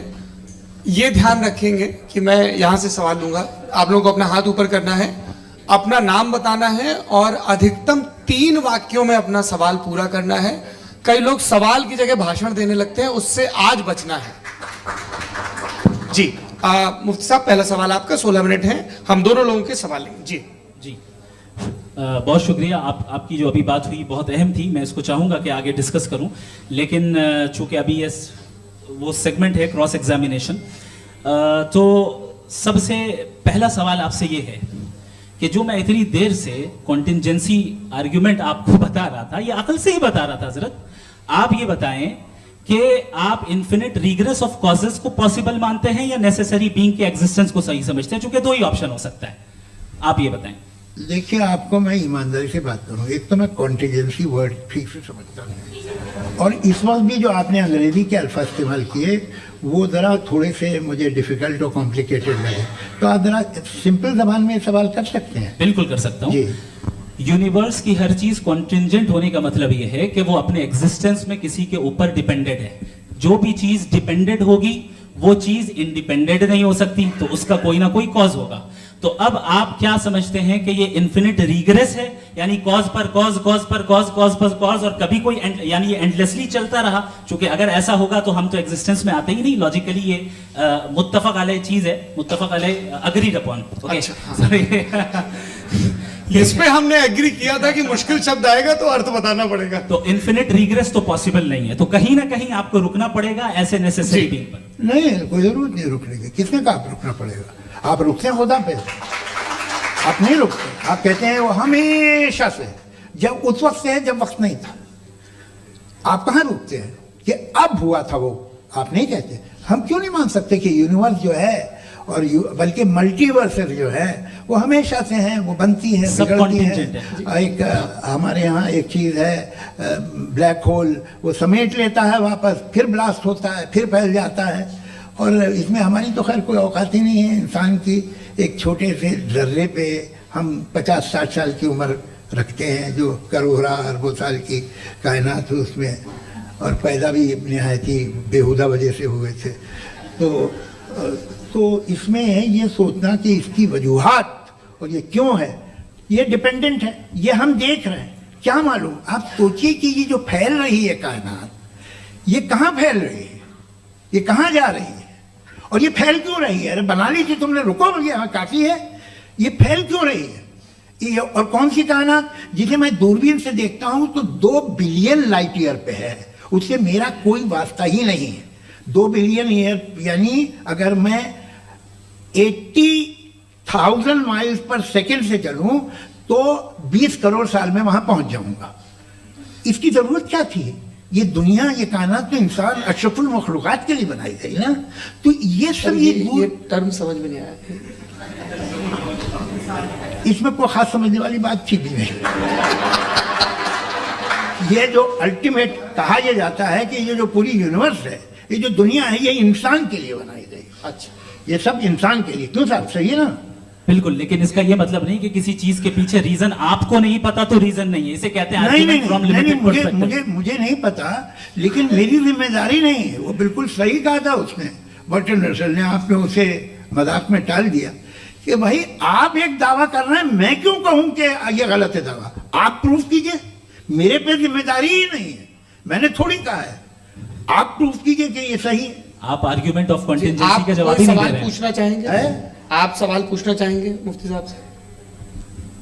क्योंकि ये क्रॉस एग्जामिनेशन का दौर है। आप जैसे पहले बोल रहे थे फेथ को लेके कुछ। मैं ये पूछना चाहूंगा कि खुदा ने जो भी रेवल्यूशन किए हैं, एक मजहब के लिए बहुत से मजहबों में किए हैं, अलग अलग रेवल्यूशन है। कहीं कुछ एक बातें हैं, कॉन्ट्रडिक्शन भी है आपस में। कहीं कुछ आप कर सकते हैं, कहीं कुछ नहीं कर सकते। ऐसा नहीं है कि सबकी कोड ऑफ मॉरल एक है। तो ये किस्सा क्या है? अब आप ये देखिए कि मुझे कभी कभी लगता है कि जो फुटबॉल फाइनल होता है, लाखों लोग होते हैं, फिर वो टीवी कवर कर करोड़ों लोग, अगर उसमें खुदा की एक बूमिंग आवाज आ जाती, मैं गॉड हूं, तो सारे लोग अभी सुन लेते और टीवी पे भी सुन लेते, किस्सा खत्म होता। ये इतनी राजदारी क्या है कि तुम सामने कुछ तो सबूत दे दो हमें सॉलिड। ये कह साहब ये यूनिवर्स कैसे बनी, इससे मसला क्या हल होगा? मैं पूछूंगा आपसे खुदा कैसे बना? क्यों नहीं पूछूंगा कैसे बना? बल्कि वो तो कायनात से कहीं ज्यादा इंटेलिजेंट है, कायनात से कहीं ज्यादा कॉम्प्लेक्स। जी वो हमेशा से सही, आप कहेंगे मैं मान लूंगा। अच्छा, दोयम वो कादिर मुतलक, यानी कादिर मुतलक का मतलब ओमनीपोटेंट, जो चाहे कर सकता है। आपको नौकरी दिलवा सकता है, आपकी अच्छी जगह शादी करवा सकता है, आपके पड़ोसी का मुकदमा हरवा सकता है, आपको जिता सकता है, सब काम करता है। थोड़ा सा माइक क्लोज जी। वो इस दुनिया को चला कैसे रहा है? ये दुनिया कैसे चल रही है? आपको इस पे हैरत नहीं होती? या कयामत के बाद कभी एक जस्टिस होगा, जब ये बच्चा मर चुका होगा, जिसकी धज्जियां उड़ गई बम से, इसको इंसाफ मिलेगा तब। अच्छा, अब जवाब दूं? हाँ दीजिए। मैं इसीलिए आप की तरफ आता हूं। सबसे पहले आपने रेवलेशन और स्क्रिप्चर्स की बात की, इस पे मैं बात कर सकता हूं, लेकिन आज नहीं करूंगा चूंकि वक्त कम है। कभी और इस पे डिस्कस करेंगे, मैं तैयार हूं उस पे भी बात करने के लिए। ये अभी से राउंड 2 की भूमिका तय हो रही है। Does God exist round 2? जी, चूंकि आज गॉड के एग्जिस्टेंस पे बात है, तो मैं उसी के रिलेटेड जो है आपके सवालात को एंटरटेन भी करूंगा और मैं भी पूछूंगा। आपने कहा कि आपने साबित ही नहीं किया, जबकि आर्ग्यूमेंट ऑफ कॉन्टिजेंसी बुनियादी आर्ग्यूमेंट है। आप मुझे कॉन्टिजेंसी का मतलब बताइए, आपका मतलब क्या? कॉन्टिजेंसी कॉन्टिजेंसी का मतलब यह हुआ कि हर वो वजूद जो किसी भी चीज का पाबंद है, हर वो वजूद या हर वो चीज जो अपने एग्जिस्टेंस में किसी भी चीज के पाबंद है और उससे बाउंड है, उसको उसकी जरूरत है, उस पर डिपेंड करती है, तो जाहिर सी बात है कि उसका कोई ना कोई कॉज होता है। ये तो अक्ल की बात है। ये आप रीजनिंग की बात करते हैं, मैं वही कर रहा हूं। दूसरी चीज, आपने ये बात कही कि इतने बिलियन लाइट ईयर्स दूर है, उसका मेरा क्या लेना देना। फिर मेरे ख्याल से आपको ये नहीं कहना चाहिए I think therefore I am an atheist. आपको सोचना चाहिए। सिर्फ आप एक लिमिटेड दायरे में रहकर नहीं सोचें, बल्कि बाहर निकलकर सोचें। आपने तीसरा सवाल किया, आपने 2-3 सवाल एक साथ। ऐसी बातें ना कीजिए, कुछ लोगों को इतराज हो जाएगा आप पे कि आप कुछ भी सोचिए। ये इजाजत आपको है नहीं, मुझे है।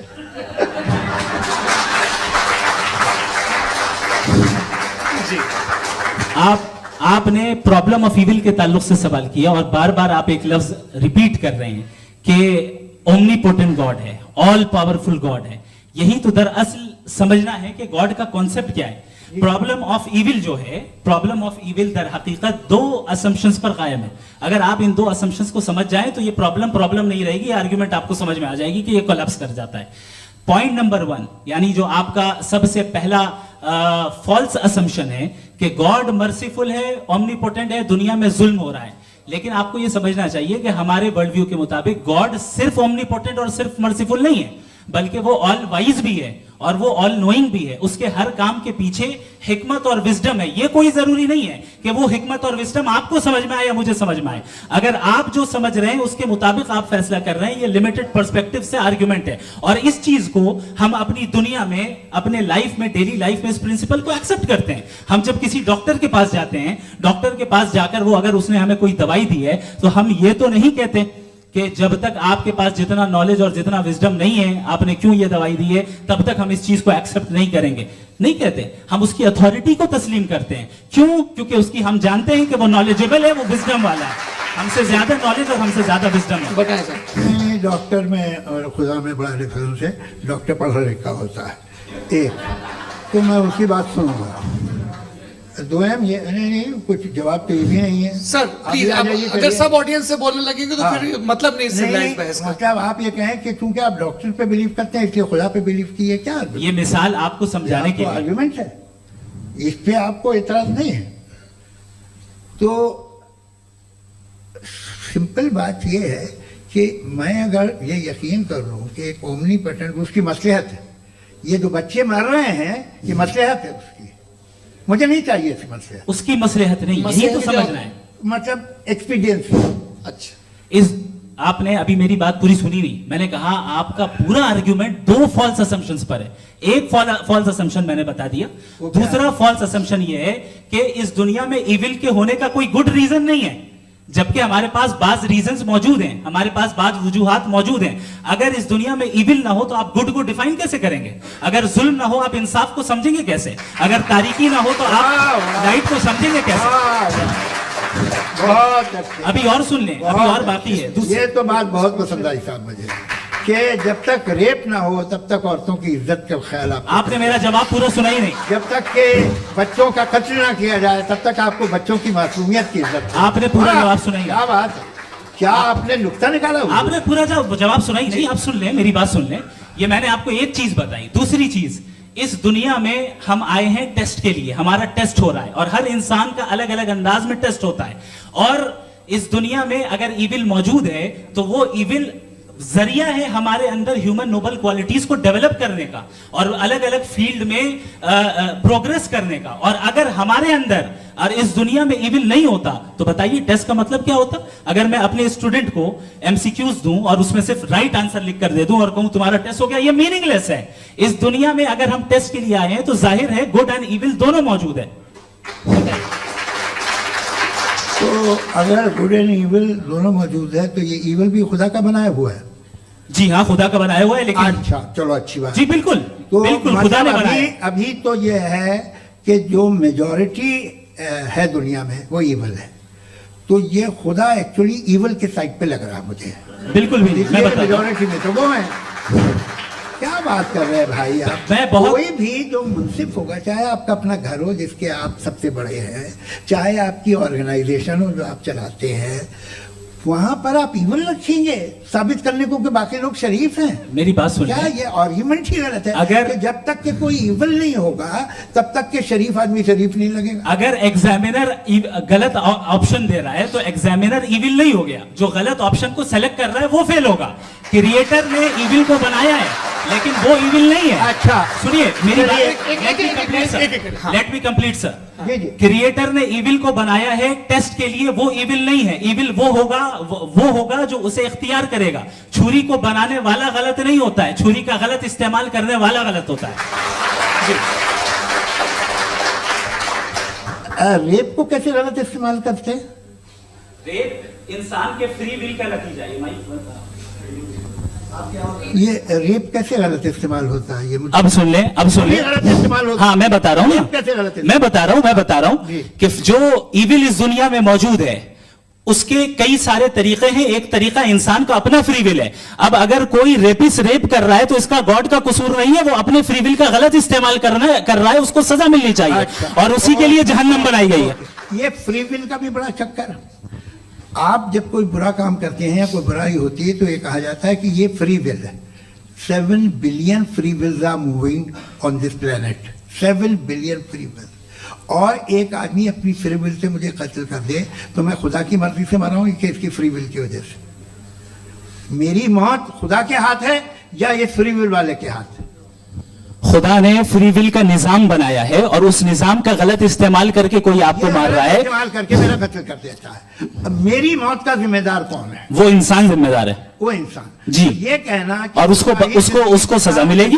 तो अब आप आगे चलिए कि ये तय करना कि अल्लाह ही या खुदा, सॉरी अल्लाह ने, खुदा ही जिंदगी देता है, खुदा ही मौत देता है, ये गलत है। बिल्कुल गलत नहीं है। हाँ, नहीं, निजाम उसी ने बनाया फ्री विल का, निजाम मौत और हयात का उसी ने बनाया। You are contradicting yourself. अभी आपने कहा कि एक आदमी ने फ्री विल से आपको मार दिया, इसमें उसे फ्री विल दी गई थी, उसने गलत इस्तेमाल किया।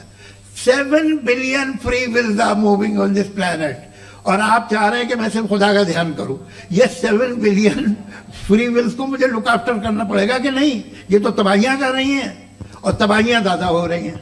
बिल्कुल। तो अगर आप बताएं अगर खुदा नहीं है फॉर एग्जाम्पल, हाँ। तो आप इविल को कैसे डिसाइड करेंगे? यानी how can you define evil objectively without God? देखिए, दुनिया में 2 तरह के जानवर हैं। एक जो अकेले रहते हैं जंगल में, और एक जो ग्रुप्स में रहते हैं। ग्रुप में जो भी रहेगा, चाहे वो आपका फाउंडेशन हो, चाहे कोई क्लब हो, चाहे कोई पॉलिटिकल पार्टी हो, चाहे कोई यूनिट हो, उसमें आपको इंटरैक्ट करने के रूल बनाने पड़ेंगे। यानी लोग तय करेंगे। लोग तय करेंगे। अगर लोगों ने यह तय किया कि किसी का रेप करना सही है, आप जस्टिफाई करेंगे? नहीं, आपका फाउंडेशन तो ये हो गया ना कि लोग इविल डिसाइड करेंगे। नहीं, अरे दुनिया में ऐसे ग्रुप्स हैं जो रेप को जायज मानते हैं सर्टेन हालात में। मैं डिटेल में नहीं जानूंगा, आप भी जानते हैं। ये जो आईसिस वाले थे, इन्होंने क्या किया था, तो उन्होंने क्या किया उसका खुदा से कोई ताल्लुक नहीं है सर। मैंने सिंपल सवाल किया कि इविल को आप डिफाइन करते कैसे हैं? आइए वापस आइए जी। आप साथ में तभी रह सकते हैं जब कुछ आप ऐसे उसूल डेवलप करें जिसमें हर एक का बेसिक तहफ़्फ़ुज़, हर एक का बेसिक राइट हो और हर एक को कोई आराम मिले। यही तरीका है किसी भी ऑर्गेनाइजेशन जिसमें एक से ज़्यादा लोग हैं और वो ऐसे चलती है ज़िंदगी। उसमें अगर आप गड़बड़ करेंगे तो तबाही होगी, नुकसान होगा, बर्बादियाँ आएंगी।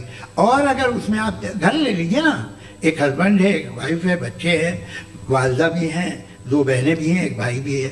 अब इसमें कोई निज़ाम आपको चाहिए साथ में रहने का, और एक दूसरे पे भरोसा रहे, एक दूसरे के बहीख्वाह हों, एक दूसरे की मदद करें, ऐसी जिंदगी। सर आपकी बात आ गई। आप ये कह रहे हैं कि लोग डिसाइड करेंगे क्या सही है क्या गलत है, यही है? मेजॉरिटी डिसाइड करेगी क्या सही है क्या गलत है? अरे भाई बिल्कुल।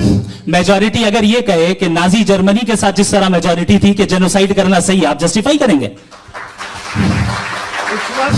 उस वक्त आपका ये सवाल सिर्फ उसके बाद क्लोजिंग। हाँ, उस वक्त प्लेनेट पे जो लोग थे, उनमें कितने लोग हिटलर को सही समझते? अच्छा, प्लेनेट की मेजॉरिटी तय करेगी, सोसाइटी की नहीं। प्लेनेट की मेजॉरिटी गॉड के एग्जिस्टेंस को सही मानती है, आप क्यों नहीं मानते?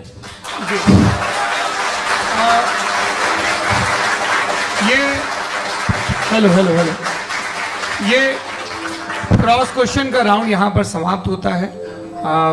और ये बड़ा अच्छा है कि इस तरह से फ्रेगमेंट कर दिया गया ताकि जो मरकरी ऊपर जा रहा है नीचे जवाब दे दूं। जी। प्लेनेट की ज्यादातर मेजॉरिटी कुछ दूसरे मजहबों के खुदा को मानती है। आप उन्हें क्यों नहीं, आप तो मेजॉरिटी की बात कर रहे अच्छा, हैं। ये क्लोजिंग आप ये कह रहे हैं इविल और गुड को डिसाइड मेजॉरिटी करेगी। मेजॉरिटी जो कर दे वो सही हो जाएगा। इसको जैसा आप ही लोगों ने तय किया है उसी फॉर्मेट को फॉलो कर लेते हैं। हाँ। भाई मैंने तो भले लोगों पे एतबार किया और तब मॉडरेशन तय किया।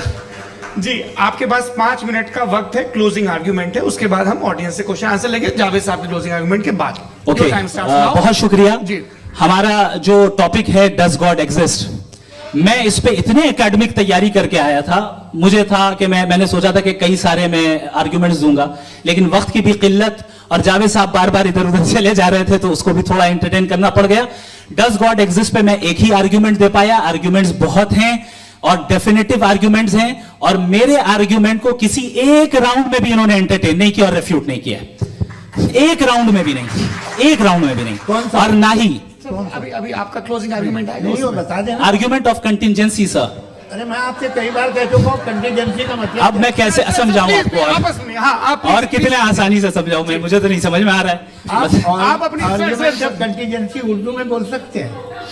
हाँ आप अपनी बात पूरी कर लें जी। आखिरी 4 मिनट। दूसरी चीज, just a minute please ma'am, can I talk? दूसरी चीज ये है कि आपने एक तो इसका जवाब नहीं दिया, दूसरा आपने गॉड के ना होने पर कोई डेफिनेटिव आर्ग्यूमेंट नहीं दिया, सिर्फ मजहब पे बात कर रहे हैं आप। मजहब तो आज हमारा टॉपिक ही नहीं था, आज तो हमारा टॉपिक हो आप मजहब से ले लेकर आईएस तक चले गए। भाई हमारा क्या ताल्लुक है उससे? We condemn them. और उसका गॉड से क्या ताल्लुक है? अगर कोई गलत काम कर रहा है, किसी ने किसी को कत्ल किया, किसी ने किसी का रेप किया, उसको सजा मिलनी चाहिए। और आपके पास कोई भी rational strong foundation of morality नहीं है। आपने कहा कि मेजॉरिटी तय करेगी सोसाइटी की, वो सही होगा। मैंने कहा हिटलर को फिर आप सही कहेंगे, नहीं, प्लैनेट की सोसाइटी की मेजॉरिटी तय करेगी। तो प्लैनेट की मेजॉरिटी गॉड के एग्जिस्टेंस को मानती है, आप कह रहे हैं ये रिलीजियस है।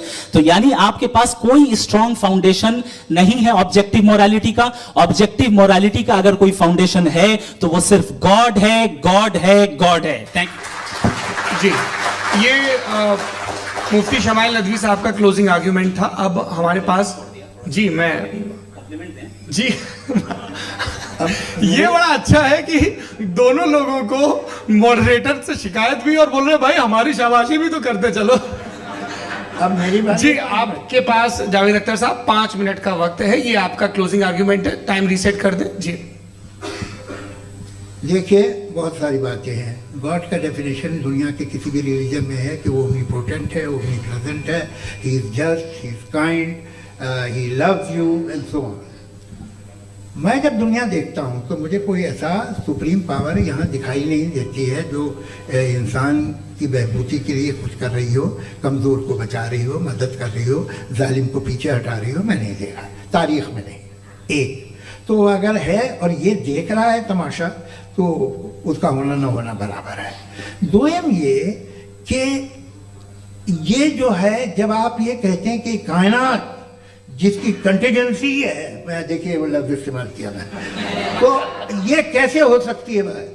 और फौरन आप सरेंडर कर देते हैं कि जाहिर है कि इसका बनाने वाला तो इससे 10,000 गुना था तो कॉम्प्लिकेटेड होगा। उस पर आपके होने पे कोई इतराज नहीं है। उसे वो टाइमलेस है, वो पहले से था, टाइम तो बहुत बाद में आया। ये सब आप मानने को तैयार है जिसका आपके पास कोई सबूत नहीं, आपके पास कोई रीजन नहीं है। आपकी तारीख क्या है मजहबों की? बिलीफ की, जो खुदाओं का बिलीफ है, ये कॉन्स्टेंटली गलत साबित होता रहा है। मतलब आप कहें कि अरिस्टोटल के ज़माने में तो सब जाहिल थे, वो भी इतने ही यकीन से खुदा पे यकीन रखते थे जो अब नहीं रहा। ये भी नहीं रहेगा, आप लिख लीजिए। और इसके आसार आपको दुनिया में दिखाई देना शुरू हो चुके हैं। ये बहस कि आज से 100 साल पहले इस तरह हो सकती थी, यहाँ तक तो आपको हम ले आए हैं। तो सर अरे इनको मदद की जरूरत नहीं भाई, ये सेल्फ सफिशिएंट आदमी है, आप क्यों इनकी मदद कर रहे हैं? Sir please. तो ये जो है तमाम बातें अपनी जगह हैं। ये एक पैकेज है। आप अकेले, कोई आदमी ऐसा नहीं जो सिर्फ गॉड को मानता हो, उसके साथ बहुत पैराफर्नेलिया आता है, अलग अलग पैराफर्नेलिया आते हैं। They have always created chaos in the society. मैं तो आपको सीधा ऑफर देता हूँ कि दुनिया में 10 इम्पॉर्टेंट बिलीव्स हैं। आप एक मानते हैं, 9 नहीं मानते, 9 में आप एथियस्ट हैं, 9 को आप बिल्कुल रीजनेबली मेरी तरह देखते हैं। तो 90 मजहबी आदमी भी 90% एथियस्ट है, वो दूसरे खुदा नहीं मानता, एक खुदा मानता है अपना वाला, बाकियों को कहता है गलत है। अगर आप मानना ही बंद कर दें तो आपका 10% चांस है कि आप सही हैं और 90% चांस है कि आप गलत हैं। मेरा मशवरा है आप मानना छोड़ दिए तो 50% चांस होगा कि आप सही हैं और 50% चांस होगा, 40% आप गेन करेंगे बाय बिकमिंग एन एथियस्ट।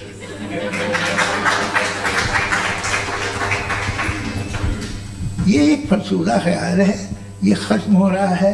हो सकता है मेरी ज़िंदगी में ना हो, लेकिन ये हो जाएगा। जो बातें ये इनको आप मेटाफिजिकल, ये वो ऐसे रिस्पेक्टेबल टर्म दे दिए, ये तो उन लोग के हैं जिन्हें ना फिजिक्स मालूम थी ना मेटा मालूम था, ये उन्होंने आपको दिए हैं।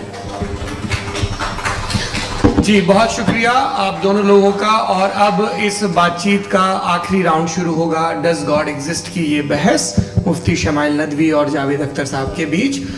आप लोग अपने अपने हाथ ऊपर करेंगे, मैं यहाँ से तय करूंगा। और माइक हमारे पास है क्या? एक ही माइक है ऑडियंस के लिए? 2 माइक है, एक इस तरफ एक इस तरफ, ठीक है। तो जी सबसे पहले हमारी सहयोगी है मारिया शकील जी, पूछिए सवाल। थोड़ा सा रुकेंगे ताकि कैमरे का फ्रेम आप पर आ जाए, आपकी तो प्रैक्टिस है टीवी की। जी नदवी साहब, मैं खुदा को मानती हूँ, पहले मैं इसी प्रमाइस से शुरू कर रही हूँ और ये बता रही हूँ आपको, मैं मानती हूँ। लेकिन कुछ सवाल हैं जो जावेद साहब ने उठाया, उसका जवाब आपको देना चाहिए। पहला सवाल ये कि गजा में सालों से छोटे बच्चे मर रहे हैं, वो उनको, अगर खुदा मर्सीफुल है, हम मानते हैं कि अल्लाह ताला में बहुत ताकत है, तो वो बच्चे क्यों मर रहे हैं? दूसरी बात ये कि अगर कंटिजेंसी की जो आप बात करते हैं, पूरे मुस्लिम ममालिक मिल करके भी उन गजा के बच्चों को क्यों नहीं बचा पा रहे हैं? क्योंकि अगर वो चाहते, क्योंकि अल्लाह ताला उन पर हुकूमत करते हैं, सब पर हुकूमत करते हैं, तो वो उनको क्यों नहीं बचा? जी थैंक यू वेरी मच। बहुत अच्छा किया आपने इस चीज को जिक्र कर दिया, मैं इसको और अच्छे से एक्सप्लेन करने की कोशिश करता हूं। देखें, जहां तक आपने कहा कि गजा के बच्चों को मारा जा रहा है, देखें 2 वर्ल्ड व्यू है, एक एथिस्टिक वर्ल्ड व्यू, एक थीस्टिक वर्ल्ड व्यू है। बच्चे मर रहे हैं दोनों वर्ल्ड व्यू में, लेकिन हमारा वर्ल्ड व्यू कह रहा है कि रिकॉम्पेंस है, ये कह रहे हैं कि उनका मरना बेकार जाने वाला है, कोई उसका रिकॉम्पेंस नहीं है, चूंकि इनके यहां आखिरत और अल्लाह का कोई तसव्वुर या गॉड का कोई तसव्वुर नहीं है। आपने ये सवाल किया कि गॉड मर्सीफुल है, क्यों नहीं रोकता? ये मैंने बताया कि ये मिसकंसेप्शन है लोगों के दरमियान कि गॉड को सिर्फ मर्सीफुल और ओमनीपोटेंट समझते हैं। गॉड के सिर्फ यही 2 एट्रीब्यूट्स नहीं है, गॉड के कई सारे एट्रीब्यूट्स हैं, उनमें से अल हकीम भी है, उनमें से ऑल वाइज भी है, ऑल नोइंग भी है। लिहाजा अगर इस दुनिया में किसी को तकलीफ आ रही है और गॉड उसको नहीं रोक रहा है, वो इसलिए नहीं रोक रहा है चूंकि इंसानों को फ्री विल दिया गया है। ठीक इसी तरीके से अगर एक डॉक्टर किसी छोटे बच्चे को इंजेक्शन लगा रहा है, उसे तकलीफ पहुंच रही है, उसके लिमिटेड पर्सपेक्टिव के एतबार से यह गलत हो रहा है और डॉक्टर बुरा है। लेकिन जब आप ब्रॉडर पिक्चर को देखेंगी, आपके और हमारे पास सिर्फ एक पिक्सल है, हमें इतना नजर आ रहा है कि गजा में कत्ल हो रहा है, लेकिन इसके पीछे कितना रिकॉम्पेंस उनको मिलने वाला है, पूरा पिक्चर गॉड के पास है। तो एक पिक्सल से आप पूरे पिक्चर को कभी भी जज नहीं कर सकती। आप इसमें कुछ जोड़ना चाहेंगे? आपको कुछ बोलना है इसमें? भैया आपने बहुत अच्छा जस्टिफिकेशन दिया। या आप वो जो वहाँ की प्राइम मिनिस्टर है इजराइल के, उन्हें भेजिए, वो बहुत खुश होंगे। आप जस्टिफिकेशन दे देना कि अगर गॉड नहीं है तो बच्चे क्यों मर रहे हैं, आप बताएं। वो ये सवाल पूछ रहे हैं कि अगर आप ईश्वर का अस्तित्व नहीं मानते हैं तो उन बच्चों की मौत को आप कैसे इंटरप्रेट करते हैं? भाई ये दुनिया जो है, जो ताकतवर लोग होते हैं वो एक नाइंसाफी करते हैं। तो ये अच्छा काम है आपके नजदीक, तो नेचर नाइंसाफी पे मबनी है। अरे मेरे भाई, आप नेचर की कहाँ बात कर रहे हैं, तो इंसान की बात। तो फिर जब मैं इंसान की बात कर रहा था, आप नेचर की बात करने लग गए। क्रॉस एग्जामिनेशन नहीं, हाँ अब आप मुझे बोलने नहीं देंगे तो अलग बात है, आप बोलिए, मुझे कोई जल्दी नहीं। जी नहीं, ये क्रॉस एग्जामिनेशन मुझे बोल तो लेने दीजिए। जी बोलिए। क्या बात ये है कि ह्यूमन सोसाइटी तभी साथ में रह सकती है जब वो मोहब्बत से, एकता से, एक दूसरे के एहतराम करके रहे। इसके अलावा पॉसिबल नहीं है, अकेले तो इंसान रह नहीं सकता। वहाँ पर कुछ लोग हैं जो फाउल करते हैं, वो फाउल हमेशा से तारीख में होता आया है। आज ये हो रहा है, जो हो रहा है बहुत बुरा हो रहा है, बहुत जालिमाना है, बहुत जाबराना है। उसको आप कहें कि ये बच्चों को कॉम्पनसेशन मिल जाएगा या इसकी इंजेक्शन है, इंजेक्शन तो हेल्थ के लिए दिया जाता है। आप ये कह रहे हैं कि ये बच्चों की जो धज्जियां उड़ रही हैं ये इंजेक्शन है, ये टेस्ट है और उस टेस्ट में उनको ऐसा रिकॉम्पेंस मिलेगा जो आपके तस्वुर के बाहर है। ये आप 3 बरस के बच्चे को बारूद से उड़ा के टेस्ट ले रहे हैं। वाह, वो नहीं ले रहा है, खुदा नहीं उड़ा रहा है, इजराइल उड़ा रहा है। ये तो उसको अगला सवाल लेते हैं प्रोफेसर पुरुषोत्तम अग्रवाल।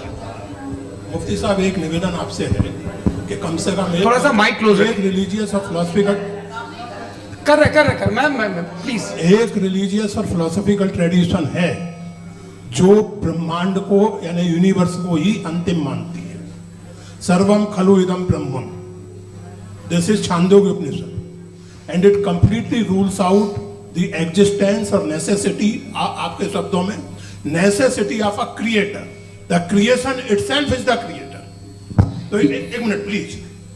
दूसरा जो सवाल आपने अभी, जो आप बार बार कह रहे हैं कि भगवान विद्वान भी है, वाइज, सब जानने वाला, तो अगर विजडम में दुनिया भर के पापों और अत्याचारों को बर्दाश्त करना शामिल है, तो फिर इसका मतलब ये हुआ कि अगर मैं फ्री विल से उसको अपोज करता हूं तो ईश्वर की विजडम और मेरी फ्री विल में कॉन्ट्राडिक्शन है। Because when I am opposing whatever is happening in Gaza, then I am opposing the God's will और गॉड्स विजडम। जवाब लेते हैं क्योंकि तो गॉड की विजडम में, एक मिनट सर प्लीज सर, ये एक जुमला, गॉड की विजडम है कि गाजा में जो कुछ हो रहा है वो हो रहा है, मैं उसका अपोज कर रहा हूं, तो मैं गॉड की विजडम के खिलाफ जा रहा हूं। एक सवाल। दूसरा ये, नहीं, आपने दो ऑलरेडी। सर आप और सवाल कर लें, लेकिन मुझे दो जवाब दें। सर, पहले आपने ये कहा, सुनिए मेरी बात सुनिए। भाई इजराइल के गॉड के मुताबिक तो मैं ठीक हो रहा है ना? नहीं हो रहा है, ठीक नहीं हो रहा है, मैं बता रहा हूँ क्या हो रहा है। आप तशरीफ रखिए, मैं बता रहा हूँ क्या हो रहा है। Late me complete please. एक सेकंड गाइस, एक सेकंड। ये देखिए, ऐसा है कि ये सब बड़ा आपस में विचार विमर्श के बाद ये तय हुआ था कि कुछ नियम बना लिए जाएं ताकि एक टाइम बाउंड बातचीत चले। और भाई साहब, आप बड़ा जरूरी काम कर रहे हैं, लेकिन कैमरे के फ्रेम में आके उस काम को गड़बड़ कर दे रहे हैं। ठीक है गुरु, अब मेरे को कहीं का गुस्सा कहीं निकालना था, सॉरी। नहीं, कोई गुस्सा नहीं है जी। तो प्रोफेसर ने सवाल पूछे, आप उनके जवाब दें, और थोड़ा ये सब लोग थोड़ा ख्याल रखें भाई, सवाल संक्षिप्त रखें जी। आपने दो सवाल किया। सबसे पहला ये कहा कि हमारे पास ये कॉन्सेप्ट है कि ये यूनिवर्स खुद नेसेसरी बीइंग है, creation itself is the creator. How irrational is this कि मैं एग्जिस्ट करूंगा बाद में, लेकिन अभी एग्जिस्ट कर भी रहा हूं, यानी एक ही टाइम में एग्जिस्ट भी कर रहे हैं, नहीं भी कर रहे हैं। This is not true. दूसरी चीज, आपने कहा कि अगर इजराइल में, सॉरी माफ कीजिएगा, Israel doesn't exist, occupied Palestine में अगर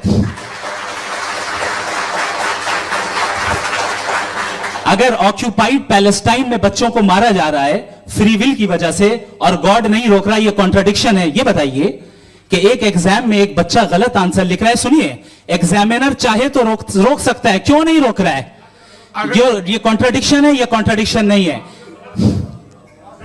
नहीं सर, ये आपस में जी, ये क्या आपका सवाल?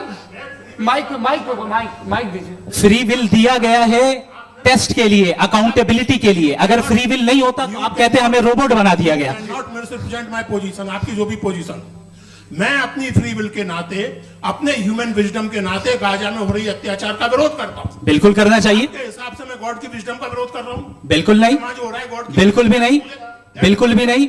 उसका वहां पर गाजा में कत्ल होना ये इंसानों के गलत इस्तेमाल का नतीजा है, फ्री विल के इस्तेमाल का नतीजा है। गॉड इसका हुक्म नहीं देता, उससे रोकता है।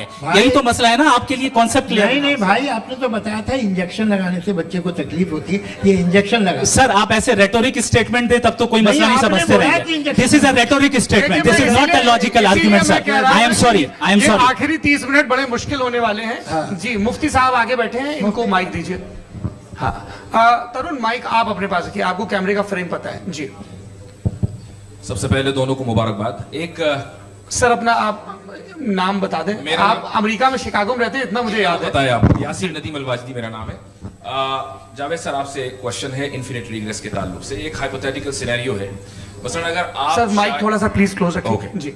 अगर आप शायर इसलिए हैं कि आपके कोई उस्ताद शायर थे, और वो इसलिए शायर थे कि उनके कोई उस्ताद शायर थे, और इसी तरीके से हम माजी में पीछे चलते चलते चले जाएं और कहीं ना रुके, तो माफ कीजिएगा आप कभी शायर नहीं हो सकते। लेकिन आप शायर हैं, आपका शायर एग्जिस्ट करता है, इसका मतलब ये है कि आप कहीं ना कहीं रुके हैं। तो मेरा सवाल ये है कि क्या आप इन्फिनिट रिग्रेस ऑफ कॉजेस को लॉजिकल फैलेसी मानते हैं या नहीं मानते? हाँ या ना? मैं इन्हें लॉजिकल फैलेसी नहीं मानता हूँ, लेकिन मेरा प्रॉब्लम यह है कि जब मैं नहीं मानता हूँ तो I continue with this logic जो फैलेसी नहीं हो। आप एक जगह रुक जाते हैं जाके, आप कहते हैं ये गेंद कैसे बनी, ये जजीरा कैसे बना, ये समंदर कैसे बना, ये ज़मीन कैसे बनी, और अचानक गॉड पे जाके आपको ब्रेक लग जाता है। एक बार आप सवाल नहीं करते कि भाई इनको बनाने वाला तो इनसे भी कॉम्प्लिकेटेड होगा, वो कैसे बना, उसके बारे में आपने इत्मीनान कर लिया, वो हमेशा से है। तो अगर आप उसे हमेशा से मानते हैं तो फिर ये मान लीजिए कि कायनात हमेशा से, क्या तकलीफ फिर हम वजूद में नहीं आते जी है? अच्छा सर सर सर क्यों नहीं हो मैं सकते? बताऊं प्लीज प्लीज। मिसाल दी आपके शेर, आपका शेर कभी वजूद में ना आता अगर शायर इसी तरह चलते रहते हमेशा। जी माइक माइक मेरे ख्याल से एक सेकंड। इन्फिनिट रिग्रेस का कॉन्सेप्ट क्लियर नहीं हो जी। पाया। सर रहने दें, लेट्स मूव ऑन सर। ठीक है हाँ थोड़ा सा मॉडरेटर का भी ख्याल रखें। नहीं नहीं आपने तो रखा है, आपने रखा है। यहाँ पे गौहर रजा साहब है, वो भी एक सवाल पूछना चाहते हैं। माइक या नीचे से ऑन कर दिए नीचे। पहले तो ये कह दूं कि मैं उन बच्चों से शर्मिंदा हूं जिनको गजा में कत्ल किया गया, क्योंकि हमारे होते हुए कत्ल किया गया। लेकिन उससे ज्यादा शर्मिंदगी इस बात से हुई कि मुझे लगा कि मुफ्ती साहब उसको जस्टिफाई कर रहे हैं। बिल्कुल भी नहीं। आप बहुत ही गलत मुझे बात लगा मैं गलत हो सकता हूं। बिल्कुल गलत मैं है। सवाल पूछ रहा हूं। सवाल मैं देखिए, सवाल अगर पूछ रहा हूं। एक मैं जावेद भाई से डिसएग्री करता हूं। एक सेकंड देखिए, अगर देखिए ऐसा एक सेकंड आप सर वेट वेट अरे आप कुछ मेरे पहले मुझे अपनी बात कह लेने दीजिए। अगर ऑडियंस तय करेगी तो फिर मॉडरेटर का मतलब नहीं। मेरा आप सबसे ये कहना है, ये बहस दो लोगों के बीच में है। एक तरफ मुफ्ती साहब, एक तरफ जावेद साहब। पिछले 1.5 घंटे से ये लोग अपने अपने तर्क रख रहे हैं। आपकी इनसे इत्तेफाकी हो सकती है, ना इत्तेफाकी हो सकती है। मेरे उस्ताद मुझे सिखा गए हैं कि मुखामुखम में असहमति की गुंजाइश बची रहनी चाहिए। अगर मैं आपकी बहुत इज्जत करता हूं गौहर साहब, आपने जो कमाल की किताबें लिखी, साइंटिफिक टेम्परामेंट, लेकिन मेरी ये गुजारिश है आप सबसे कि यदि आप इन लोगों ने जो बोला उन पर टिप्पणियां करेंगे तो ना वक्त की पाबंदी रहेगी ना वो अनुशासन। आप सवाल पूछ लें, उस सवाल में जो बात आ जाए वो आ जाए। मैं जावेद साहब से डिसएग्री करता हूं, इसलिए जावेद साहब से सवाल पूछ रहा हूं। आपका सवाल जावेद अख्तर साहब से और सवाल ये है मेरा कि जावेद साहब ने कई बार लॉजिक का इस्तेमाल किया कि साइंस में लॉजिक है और रिलीजन में लॉजिक नहीं है। मेरा ख्याल ये है कि रिलीजन में भी लॉजिक है, लेकिन उस लॉजिक की बेसिस ये है कि आप रुक जाते हैं, जिसका जिक्र जावेद साहब ने बार बार किया, यानी खुदा के तस्वुर पे आते हुए, गॉड के तस्वुर पे आते हुए रुक जाते हैं। और इसमें सवाल पूछना मतलब फॉरबिडन होता है। सवाल यह है कि क्या जावेद साहब इससे एग्री करते हैं कि साइंस की लॉजिक अलग है और रिलीजन की लॉजिक अलग है? बताइए सर। देखिए 3 चीज़ें हैं, साइंस है, एक है मंतिक है, इस्तिदलाल है, और एक जो है कुछ भी नहीं है, फेथ है, अकीदा है। मैं अकीदे की लॉजिक का कायल नहीं हूँ। मुझे आप इस्तिदलाल से, लॉजिक से, रीज़न से समझाइए, मैं मानने को तैयार हूँ, मेरा क्या नुकसान होगा। लेकिन ये कि अकीदे पे मैं नहीं जा सकता हूँ। अकीदे का मतलब है कि तुम ये मान लो, सवाल ना करो, ये नहीं। आप सारी बातें करके, बड़ी साइंटिफिक बातें करके एक जगह जाके खुदा के वजूद पे रुक जाते हैं, सरेंडर कर देते हैं। मैं सरेंडर करने को तैयार नहीं। That's all। जी ये आगे सर बैठे हुए हैं, इनको माइक दीजिए। भाई वो आप पूछना चाह रहे थे ना? हाँ नहीं मैं जी आपका नाम? आसिम इफ्तिखार। आसिफ जी पूछिए। सर जावेद सर से सवाल है कि आपने अपने क्लोजिंग माइक थोड़ा करीब है। अपने क्लोजिंग स्टेटमेंट में ये बात कही थी कि मज़हब का जो फ्यूचर है वो ज़्यादा दिन नहीं जाने वाला है। लेकिन मैं देख पा रहा हूँ कि जो ऑक्सफोर्ड यूनिवर्सिटी की एक स्टडी है 2011 में हुई है, जिसके 50 एकेडमिशियंस ने इसको अंजाम दिया था, उसमें वो ये कहते हैं कि जो फेथ इन गॉड है वो इनबिल्ट है ह्यूमन नेचर के अंदर, जिसको हम कहते हैं फितरत के अंदर शामिल है वो। और वो ये कहते हैं कि अगर कोई ये समझता है कि मज़हब को वो ख़त्म कर देगा तो ये उसकी गलत फहमी है। तो आप इसके बारे में, इस स्टडीज़ के बारे में क्या कहते हैं? ठीक है, मैं उनसे एग्री नहीं करता हूँ। वो कौन से प्रोफेसर होंगे? ऐसा उनके क्या पास डेटा है, इन्होंने डेटा के बेसिस होगा। डेटा क्या हो सकता है? फ्यूचर का डेटा तो नहीं हो सकता ना उनके पास, प्रेजेंट का डेटा हो सकता है। डेटा आपने सुना 100 साल पहले का बाद का डेटा? मैंने तो नहीं सुना आज तक। तो आज उनकी ये राय है और होगी राय, ठीक है। दुनिया में तरह तरह की राय है लोग, लेकिन मैं समझता हूँ कि वक्त के साथ इंसान ज़्यादा से ज़्यादा रीजनेबल और लॉजिकल होता जा रहा है। आज आप देखिए वेस्टर्न यूरोप में क्या परसेंटेज है नॉन बिलीवर्स की, बहुत हाई। वहाँ चर्च खाली पड़े होते हैं। तो अल्टीमेटली तो इंसान कोई ऐसी बात बहुत अरसे तक नहीं मान सकेगा, चाहे गलत या सही, जो उससे उसके दिमाग को, उसके जहन को, उसके लॉजिक को अपील न करे।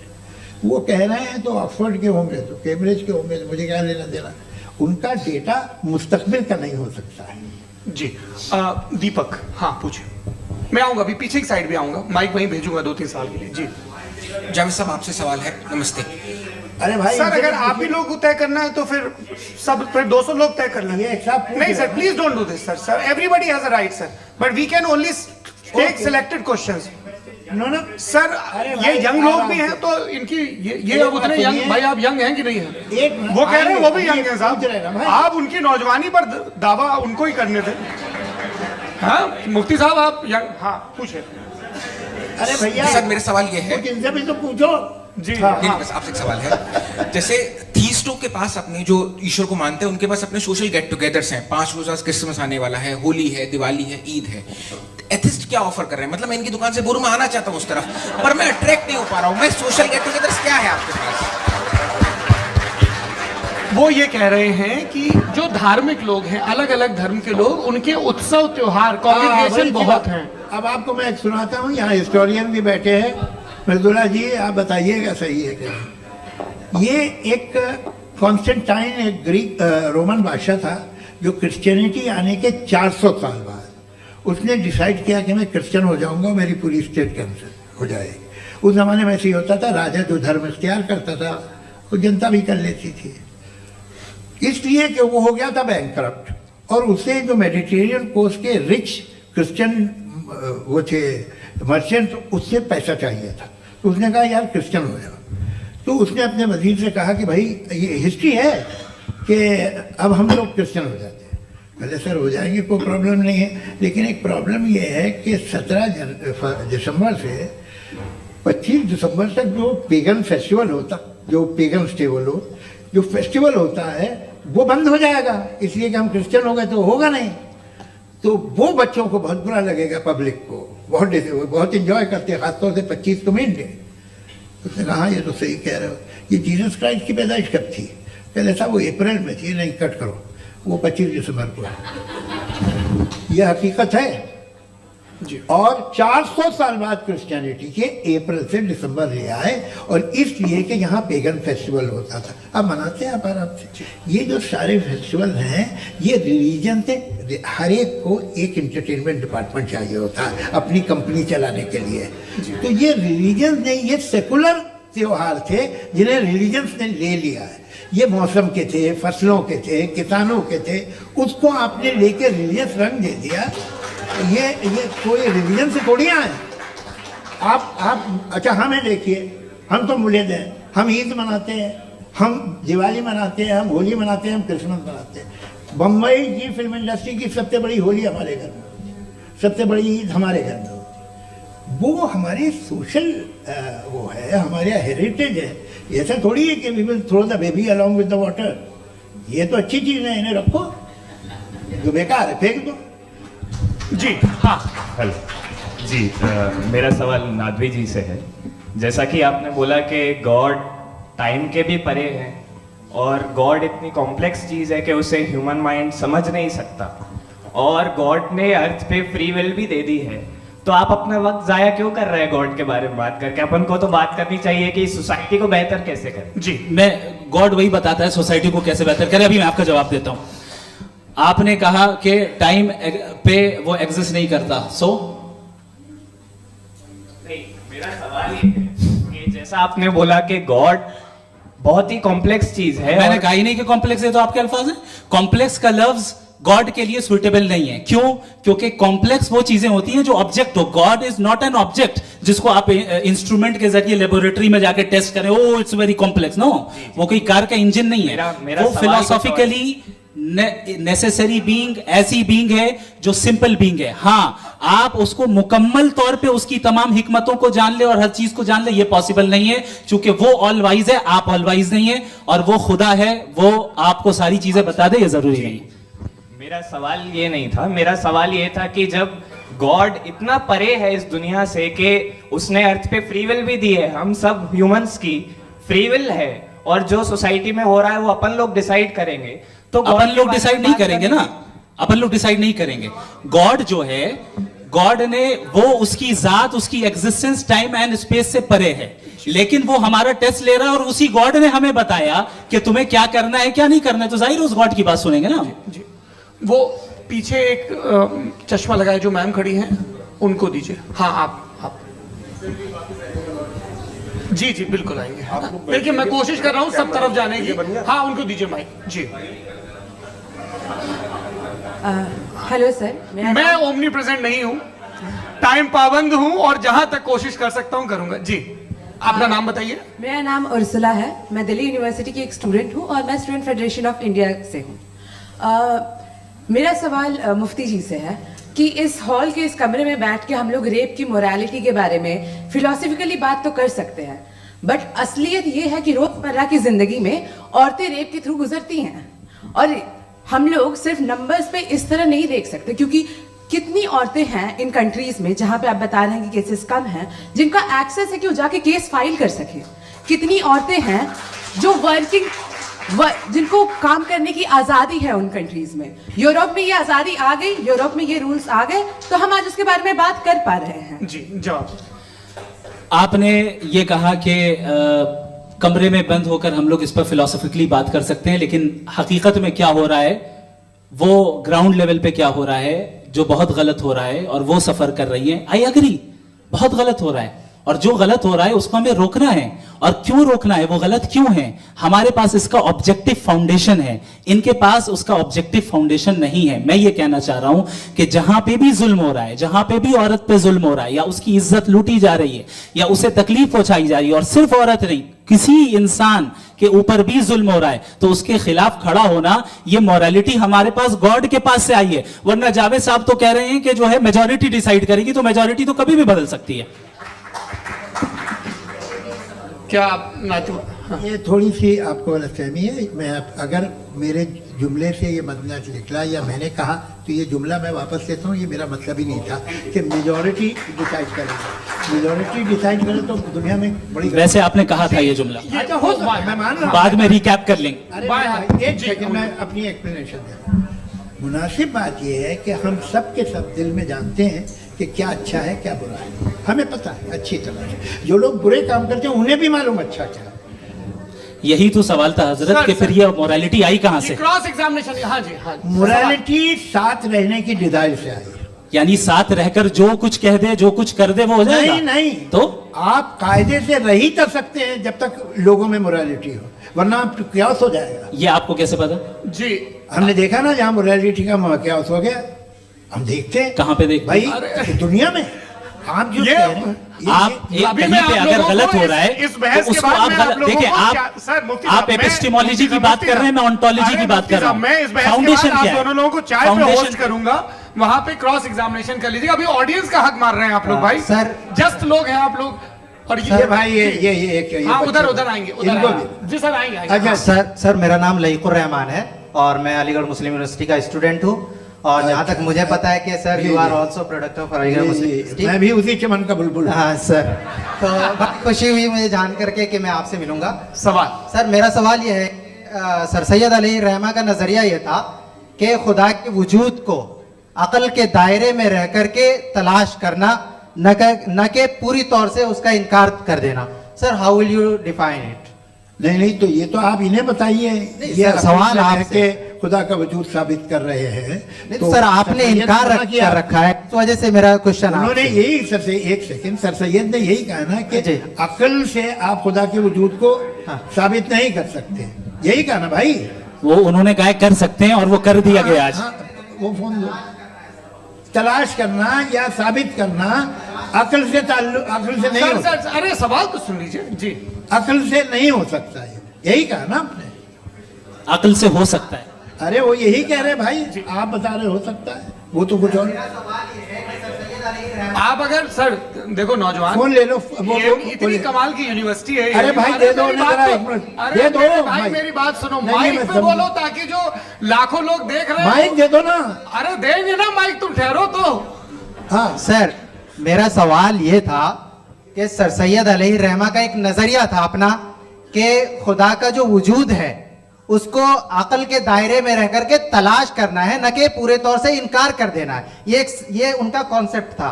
लेकिन मेरा सवाल ये है कि आप इसको कैसे डिफाइन करते हैं, एक्सप्लेन कैसे करेंगे, मैं आपसे जानना चाहता हूँ, क्योंकि you are the product of Aligarh Muslim University. मुझे अकल के दायरे में रख के मैंने बहुत तलाश की, मुझे मिला नहीं। हाँ, ये इधर वो चश्मा लगाए जो, हाँ उनको दे दीजिए। जी जी फटाफट पूछिए, बस 5 मिनट है, 5 मिनट में खत्म हो रहा है। हाँ अस्सलाम वालेकुम मुफ्ती साहब। एंड मेरा सवाल जावेद अख्तर साहब से। क्या नाम है आपका? अरे भैया सब मुझे क्या पूछ रहे हो? फैज पूछिए फैज साहब। तो मेरा सवाल ये है कि अभी जो एथियस्ट है वो problem of evil argument use कर रहे हैं अगेंस्ट मुस्लिम्स, राइट? कि इस दुनिया में इतना सारा इविल है और अगेंस्ट मुस्लिम तो यहाँ अगेंस्ट थियस्ट। हाँ थोड़ा सा करेक्ट कर लीजिए भाई, पूरी मशक्कत ही इसी बात की थी कि किसी एक मजहब पे बात न टिके। जी, तो बेसिकली ये आर्गुमेंट ऐसा है कि इस दुनिया में इतना ज्यादा इविल एग्जिस्ट करता है और अगर एक ऑल गुड गॉड है तो वो रोकता क्यों नहीं है? लेकिन इस सवाल में एक हिडन अजम्पशन ये है कि इस दुनिया में इविल एग्जिस्ट करता है। अब एथियस्ट ये कैसे ऑन्टोलॉजिकली प्रूव कर सकते हैं कि इस दुनिया में इविल एग्जिस्ट करता है? मैं आपको बताता हूँ, थोड़ा सा समझा। नहीं सर आप लोग इनको सुनिए। नहीं please don't do that. I want to explain ontologically. नहीं हम समझ गए सर, इनको अब जवाब देने दीजिए। अच्छा सवाल पूछ लो। मैं अभी तक क्या था वो मैं थोड़ा सा ऐड ऑन कर लेता हूँ। तुम गुरु, तो हम जब इसका राउंड 13 करेंगे ना तब तुमको स्टेज पे बिठाएंगे। जी तो हाँ जल्दी से। तो देखिए एथियज्म के हिसाब से सब कुछ रैंडमली बन गया है, सब कुछ एटम्स और मॉलिक्यूल्स है। एक पत्थर में और मुझ में सिर्फ इतना फर्क है कि हम लोग एटम्स और मॉलिक्यूल्स का अलग अलग रीअरेंजमेंट है। अब एक पत्थर को कोई इंसान तलवार से 2 टुकड़ों में काट दे या मुझे, according to atheism it is same. There is no evil and good according to atheism. जी अच्छा, फैज साहब का सवाल ये है कि हाँ कोशिश भी करते तो इससे गलत सवाल नहीं कर पाते। एक लाइफ फॉर्म है और लाइफ फॉर्म में फीलिंग्स हैं, मतलब लाइफ फॉर्म सुनता है, देखता है, टेस्ट कर सकता है, फील कर सकता है। तो उसकी जो क्वालिटी इस बबल में आ गई है, वो जानवर में भी है, इंसान में भी है। तो जाहिर है कि उसे कोई तकलीफ पहुंचेगी, तो चूंकि उसके पास वो सेंसिटिविटी है तो वह करेगा। पत्थर में वो सेंसिटिविटी नहीं है। तो ये क्या सवाल हुआ कि अगर पत्थर को काटा तो पत्थर को तकलीफ नहीं होती, तो आपको काटे तो आपको क्यों तकलीफ हो? बैठ जाइए। जी हाँ, अगला सवाल। हाँ पूछे जी जावेद अख्तर साहब। अरे भैया सब आप लोग मुफ्ती साहब को छोड़ रहे हैं, तो मेरे ही पीछे पड़े हैं क्या? फिर चलो बोलो भाई। You asked how God can exist when children die in Gaza. हाँ? You asked how God can exist when children die in Gaza, and you also mentioned the rise of atheism in Europe. But the same events also are leading many atheists and non-believers to turn towards faith. How do you interpret this contradiction, where suffering pushes some away from God, yet brings others closer to belief? देखिए, आपको एक बात बताऊं, दुनिया perfect तो कहीं भी नहीं है, हर जगह कुछ खामियां हैं। बेटा एक मिनट, आप ही को कहेंगे, देखो वो तो कुछ खामियां, कमजोरियां, खराबियां सब जगह है। लेकिन अगर देखोगे ईमानदारी से कि दुनिया सबसे ज़्यादा महज़ब कहाँ है, एक आम शहरी को कहाँ हुकूक हासिल हैं, वो बोल सकता है, अपनी मर्ज़ी से काम कर सकता है, अपनी मर्ज़ी से राय दे सकता है, हुकूमत के ख़िलाफ़ बोल सकता है, बरसर इक़्तिदार लोगों के बारे में बोल सकता है, सरमायादारों के ख़िलाफ़ बोल सकता है। तो आपको ये स्कैंडिनेवियन कंट्रीज़ में मिलेगा, वेस्टर्न यूरोप में मिलेगा। मैं नहीं कह रहा वो परफेक्ट है, बिल्कुल नहीं, वहाँ बहुत खराबियाँ भी हैं, परफेक्ट तो कोई। लेकिन जिन जिन मुल्कों में, लैटिन अमेरिका देखो, गल्फ देखो, वहाँ पर आपको ये ज़रूर है कि रेप नहीं होते होंगे। रेप की ज़रूरत क्या है भाई? उसको तो ख़रीद लो, घर में रखो, सड़क पर रेप करने की क्या ज़रूरत है? मगर सुनिए, मगर हकीकत ये है कि वहाँ शख्सी आज़ादी राय देने की, बोलने की नहीं है। जी ये एक आखिरी सवाल मुफ्ती साहब से। हाँ मैम, इनको माइक दीजिए। शुक्रिया। मेरा नाम मनीषा है, मैं हरियाणा से आई हूँ।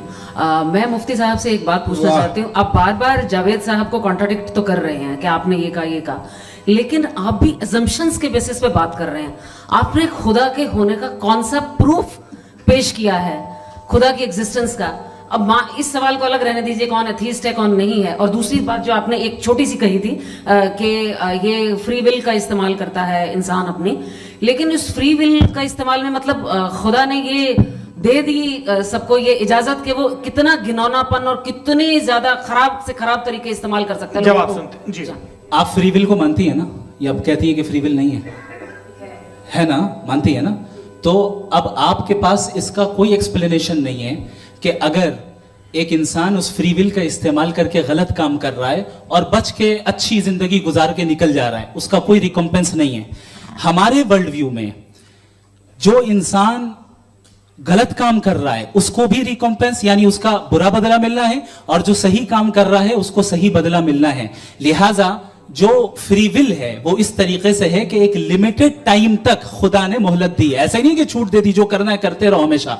वक्त आएगा जब एग्जाम का टाइम खत्म होगा तब रिजल्ट आएगा, दौरान एग्जाम जबरदस्ती आपको नहीं बताया जाएगा। अरे भाई एक सेकंड जी, एक सवाल मुफ्ती साहब से मेरा, मुफ्ती साहब से जी एक जी, सवाल। हाँ मेरी- हाँ हाँ मुफ्ती हाँ, साहब, मैम एक रुक जाइए, आपसे आप इसके बाद पूछ लीजिएगा, यही रहेंगे वो। हाँ बोलिए। मैं मुफ्ती मैम, साहब एक एक ही सेकंड। सवाल करता हूँ कि अगर जो हो रहा है फ्री विल से हो रहा है और एक दिन बरोज़ क़यामत इंसाफ होगा मैशर में वगैरह वगैरह, तो दुआ क्यों मांगते हैं लोग? दुआ मांगते हैं इसके मतलब है अभी भी उसने ये डिपार्टमेंट रखा है कि मैं रोजमर्रा की जिंदगी में इंटरफेयर बिल्कुल बिल्कुल, ही कैन।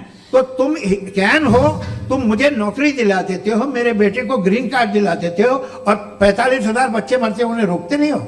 नहीं तो क्या आप ये कह रहे हैं कि इस दुनिया में जालिमों को कभी पकड़ी नहीं होती है? अरे जो भी पकड़ होगी वो बच्चे रोते हैं। बिल्कुल, देखिए वो और मैंने रोते अपने हैं ओपनिंग बच्चे स्टेटमेंट में यही कहा था आप कि मुझे जनाब नौकरी जावेद साहब दिलवा सिर्फ रहे हैं, इमोशनल मेरी आर्गुमेंट बेटी की जैसे this is an emotional argument. ये छोटे मोटे देवियों और इसके सज्जनों, पीछे देवियों और इसके सज्जनों, पीछे का रीजन मैंने बताया क्या है? देखिए मैं इसके बार पीछे का बार यहाँ रीजन क्या है मैंने पर बताया। मंच से आप लोगों को सज्जनों इसलिए कह रहा हूं ताकि थोड़ा सा आपके कॉन्शियंस पे जोर रहे कि आपको ऑर्डर बचा के रखना है।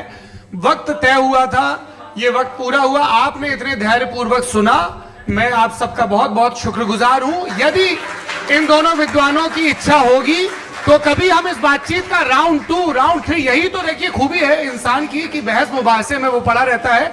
आप लोगों ने बड़े धैर्य का परिचय दिया, बहुत बहुत शुक्रिया। इसी के साथ ये बातचीत यहाँ पे आप समाप्त लोग को होती है। मैं एक बात बता दूं, ये सारी बहस हो गई, अब मुफ्ती साहब और बड़े मुफ्ती साहब इन साथ के साथ मैं खाना खाने वाला हूँ।